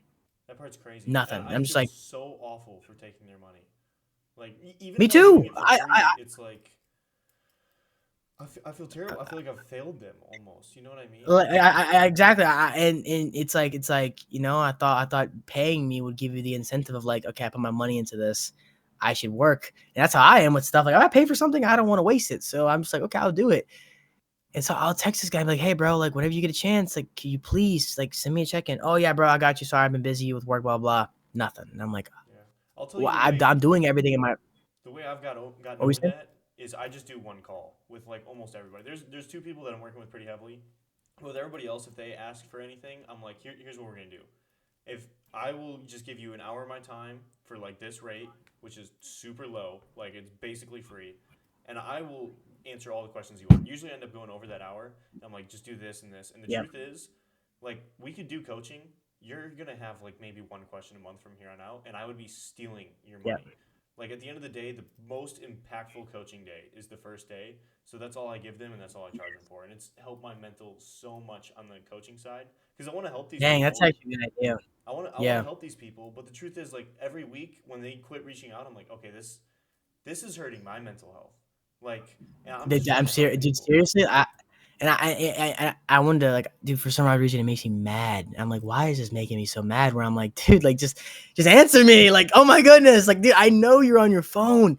Everybody's on their phone. Everybody's on their phone. I get it, you may be busy, right? But like, that this time every Sunday, I ask for you to just send me some check-ins of you and some nice natural lighting. Give me your weight in the morning, fasted. Tell me how the meal plan was. Is digestion good? Do you like the meals? Like, do you want to switch? You want to switch the protein source up, the carb source up? You want more meals, less meals, more volume in your meal? Like, tell me something. I gotta know. I can't help you if you don't talk to me. I got you, bro. I'll fill this checklist out in a minute. Nothing. And I'm just like, I feel bad because like you paid me. Like I would do the afterpay thing where like I would get the money up front and they'd pay it in like monthly things where like I would never get like I guess screwed over in a sense where like Mm-hmm.